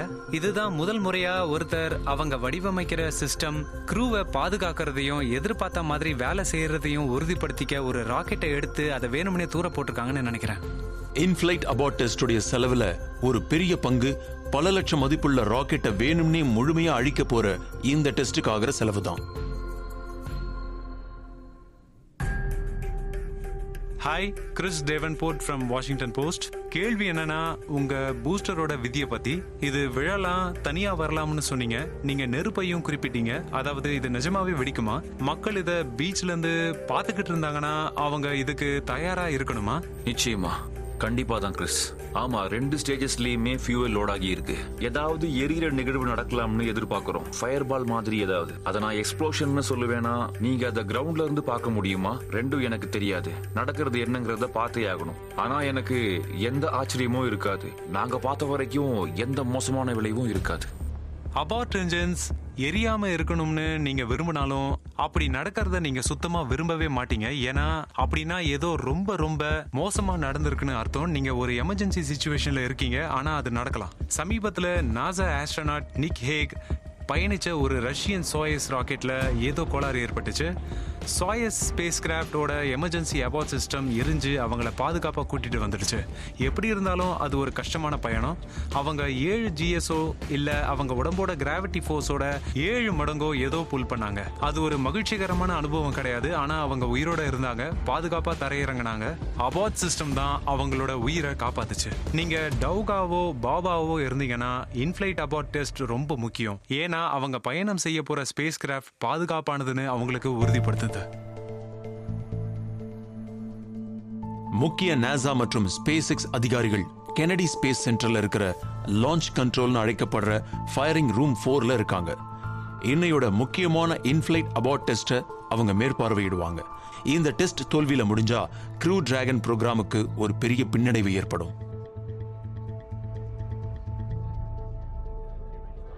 இந்த மிஷனை நாங்க முடிஞ்ச அளவுக்கு நம்பகமா ஆக்க எல்லாத்தையும் செஞ்சுக்கிட்டு இருக்கோம். எந்த விஷயத்தையும் நாங்க விட்டு வைக்கல. 100% வெற்றிக்கு எவ்வளவு நெருக்கத்துல வர முடியுமோ அவ்வளவு நெருக்கத்துல 1க்கு 2 முறை நாங்க எல்லாத்தையும் சரி செஞ்சு வைக்கிறோம். இந்த டெஸ்ட் மொத்த டீம் பத்தினது. NASA team, SpaceX team ஒன்னா இணைஞ்சு இந்த சிக்கலான வேலையை செய்யறாங்க. நாம ஒரு கேப்சூல் லான்ச் பண்ண போறோம். அதை கடல்ல போட போறோம். நாசாக்கும் ஸ்பேஸ் எக்ஸுக்கும் இடையில தேவையான ஒருங்கிணைப்பை டிபார்ட்மெண்ட் ஆஃப் டிஃபென்ஸ் செய்ய போகுது. மொத்த டீமும் அவங்களால ஒரு கேப்சூலை பத்திரமா தரையிறக்க முடியும். க்ரூ இன்போர்ட்ல இருந்தா அவங்கள பத்திரமா திரும்பி கொண்டு வர முடியும்னு காட்ட போறாங்க. இது இந்த டெஸ்ட் மூலமா நாங்க பார்க்க போறோம். வானிலை சரியாக இருக்கிறது. லான்ச்கான ரேஞ்சும் கிரீனாக மாறியுள்ளது. Dragon is in countdown. Capsule is armed. Go for launch. 10, 9, 8. எந்த காரணத்தினாலேயோ இந்த டெஸ்ட் வெற்றி அடையல அப்படின்னா ஸ்பேஸ் எக்ஸ் மற்றும் நாசாவை சேர்ந்த மொத்த டீமும் இதை ஆராய்ஞ்சு இது ஏன் வெற்றி அடையல அப்படிங்கறத கண்டுபிடிக்கணும். இது கடைசி படிக்கு நெருக்கமானது. இது எல்லாமே டிராகன்ல க்ரூவை அனுப்ப ஏற்பாடு பண்றதுக்கான ஒரு பகுதி. 7, 6. ஒரு லான்ச் அபோர்ட் டெஸ்ட்டை பார்க்கும்போது ஒரு ஸ்பேஸ் ஃபிளைட்டுக்கு நீங்க கற்பனை பண்ணி பார்க்க முடியாத அளவுக்கு ரொம்ப அழுத்தமான மற்றும் டைனமிக் சினாரியோல முழு சோதனைக்கு இந்த வெஹிக்கிளை தயாராக்க எல்லாம் செய்யப்பட்டிருக்கான்னு யோசிப்பீங்க. 5, 4, 3, 2, 1.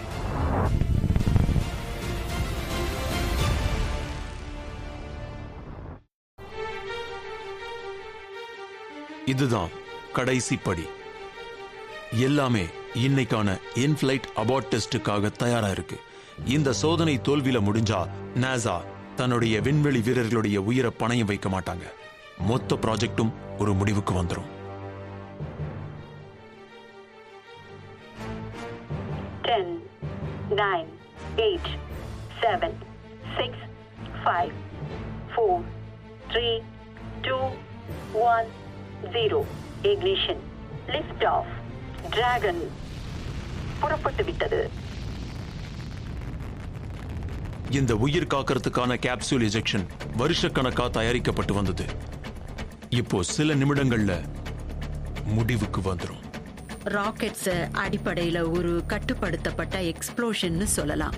அது ஒரு மாச வேகமான ஸ்பீடுல ஆர்பிட்டுக்கு அனுப்புது. எதையும் ஆர்பிட்டுக்கு கொண்டு போறதுல இதுதான் ஆபத்தான கட்டம். அதனால ஒரு ஃபெயிலியரை தூண்ட எது ஃபெயில் ஆக வாய்ப்பு இருக்கோ, அதாவது ராக்கெட்டை தூண்டி கேப்சூல் அதுக்குள்ள இருக்கிற விலை மதிப்பற்ற கார்கோவோட தப்பி பிழைக்கும்னு காட்டணும். அதுதான் முக்கியமான விஷயம். ஸ்பேஸ் எக்ஸ் ஒரு ஃபால்கன் 9 ராக்கெட்டையும் க்ரூ டிராகன் கேப்சூலையும் லான்ச் பண்ணியிருக்கு. ராக்கெட் சரியா வேலை செய்யலன்னு சிஸ்டம் கண்டுபிடிச்சதும் அபார்ட் ஆட்டோமேட்டிக்கா ஆக்டிவேட் ஆயிடும். ஒரு என்ஜின் ஃபெயிலியரின் போது எக்ஸ்ப்ளோஷன் அல்லது ராக்கெட் பாதை மாறி போகுங்கிற மாதிரியான சூழல்ல கிரவுண்ட் கண்ட்ரோலால அபார்ட்டை மேனுவலா ட்ரிகர் பண்ண முடியும். அதுதான் இந்த டெஸ்டின் போது நடக்கும். வெஹிக்கிள் ஒலியை விட வேகமா போகுது. அது மேக்ஸிமம் டைனமிக் பிரஷரா கடக்குது.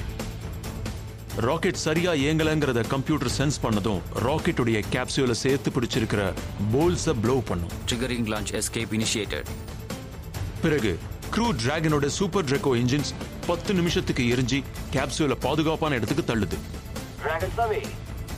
Wow! SuperDraco escape thrusters வெஹிக்கிளோட இன்டிகிரேட் ஆயிருக்கிறதால ஆர்பிட் வரைக்கும் வரதுக்கான லான்ச் எஸ்கேப் கேப்பபிலிட்டி இருக்கு. இது வரைக்கும் வேற எந்த ஸ்பேஸ் கிராஃப்ட்லயும் இது இல்ல. It's not. That was at 9. Oh, அது That's what. தூள் சிதறிடுச்சு. கிரவுண்ட் கண்ட்ரோலால அபார்ட் ட்ரிகர் பண்ணப்பட்டு சுமார் 10 நொடிகள்ல க்ரூ டிராகன் கேப்சூல் விலகிடுச்சு. எஜெக்ஷனுடைய ஃபோர்ஸால ராக்கெட் நிலையில்லாம ஆகி வெடிச்சிடுச்சு. ஆனா டிராகன் கேப்சூல் அதுக்குள்ள ராக்கெட்ல இருந்து 1.5 கிலோமீட்டர் தொலைவு பாதுகாப்பா போயிடுச்சு.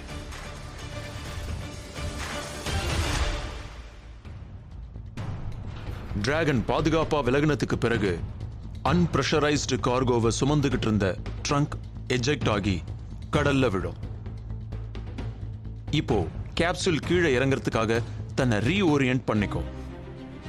ஆனா இந்த மிஷன் இன்னும் முடியல.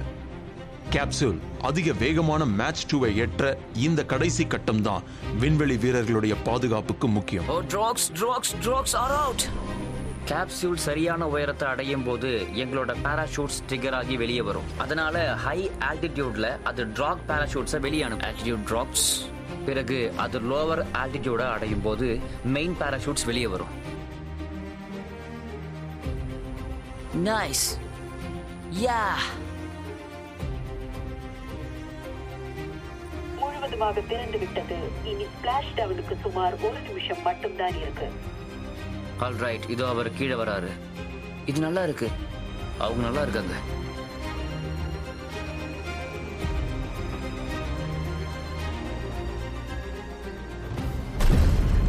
அது சரியா இருந்தது. யா.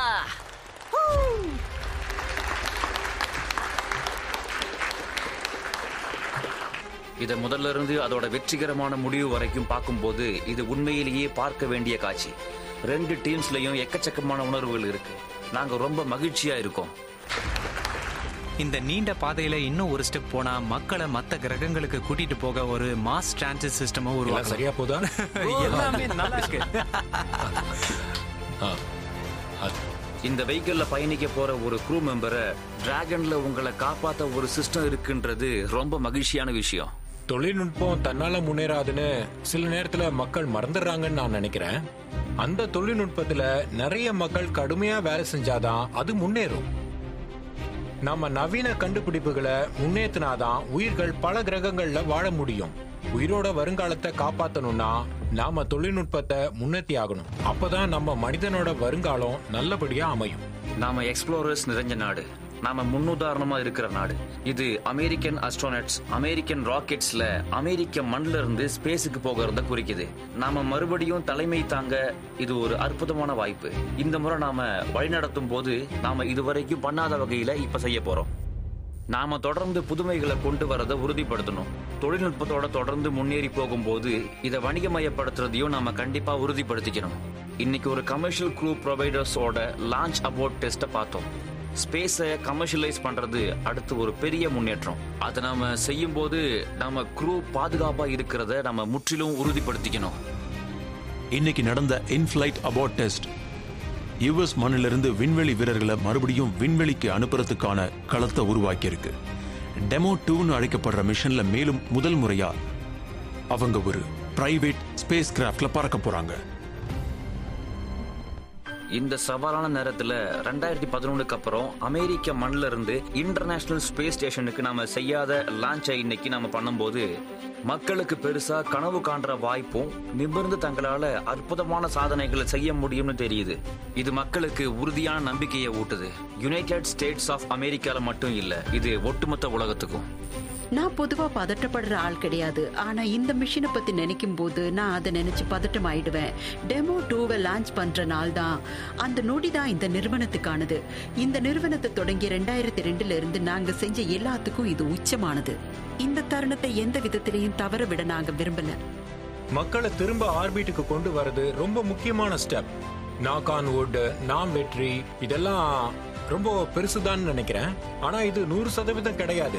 வெற்றிக்கான வாய்ப்பை நாங்க எங்கேயும் தவற விட்டுறக்கூடாது. அதனால எங்களால முடிஞ்ச அளவுக்கு நாங்க யோசிச்சு எல்லாத்தையும் செய்யறோம்.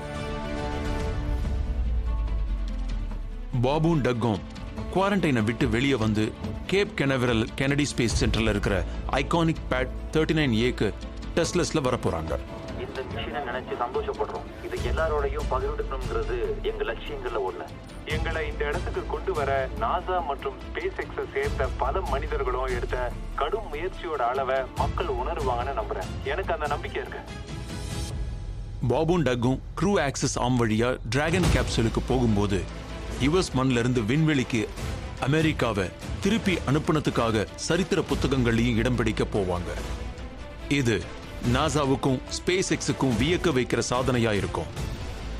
விண்வெளி பயணத்துடைய 2வது பொற்காலத்தை அதிகாரப்பூர்வமா லான்ச் செய்யுது.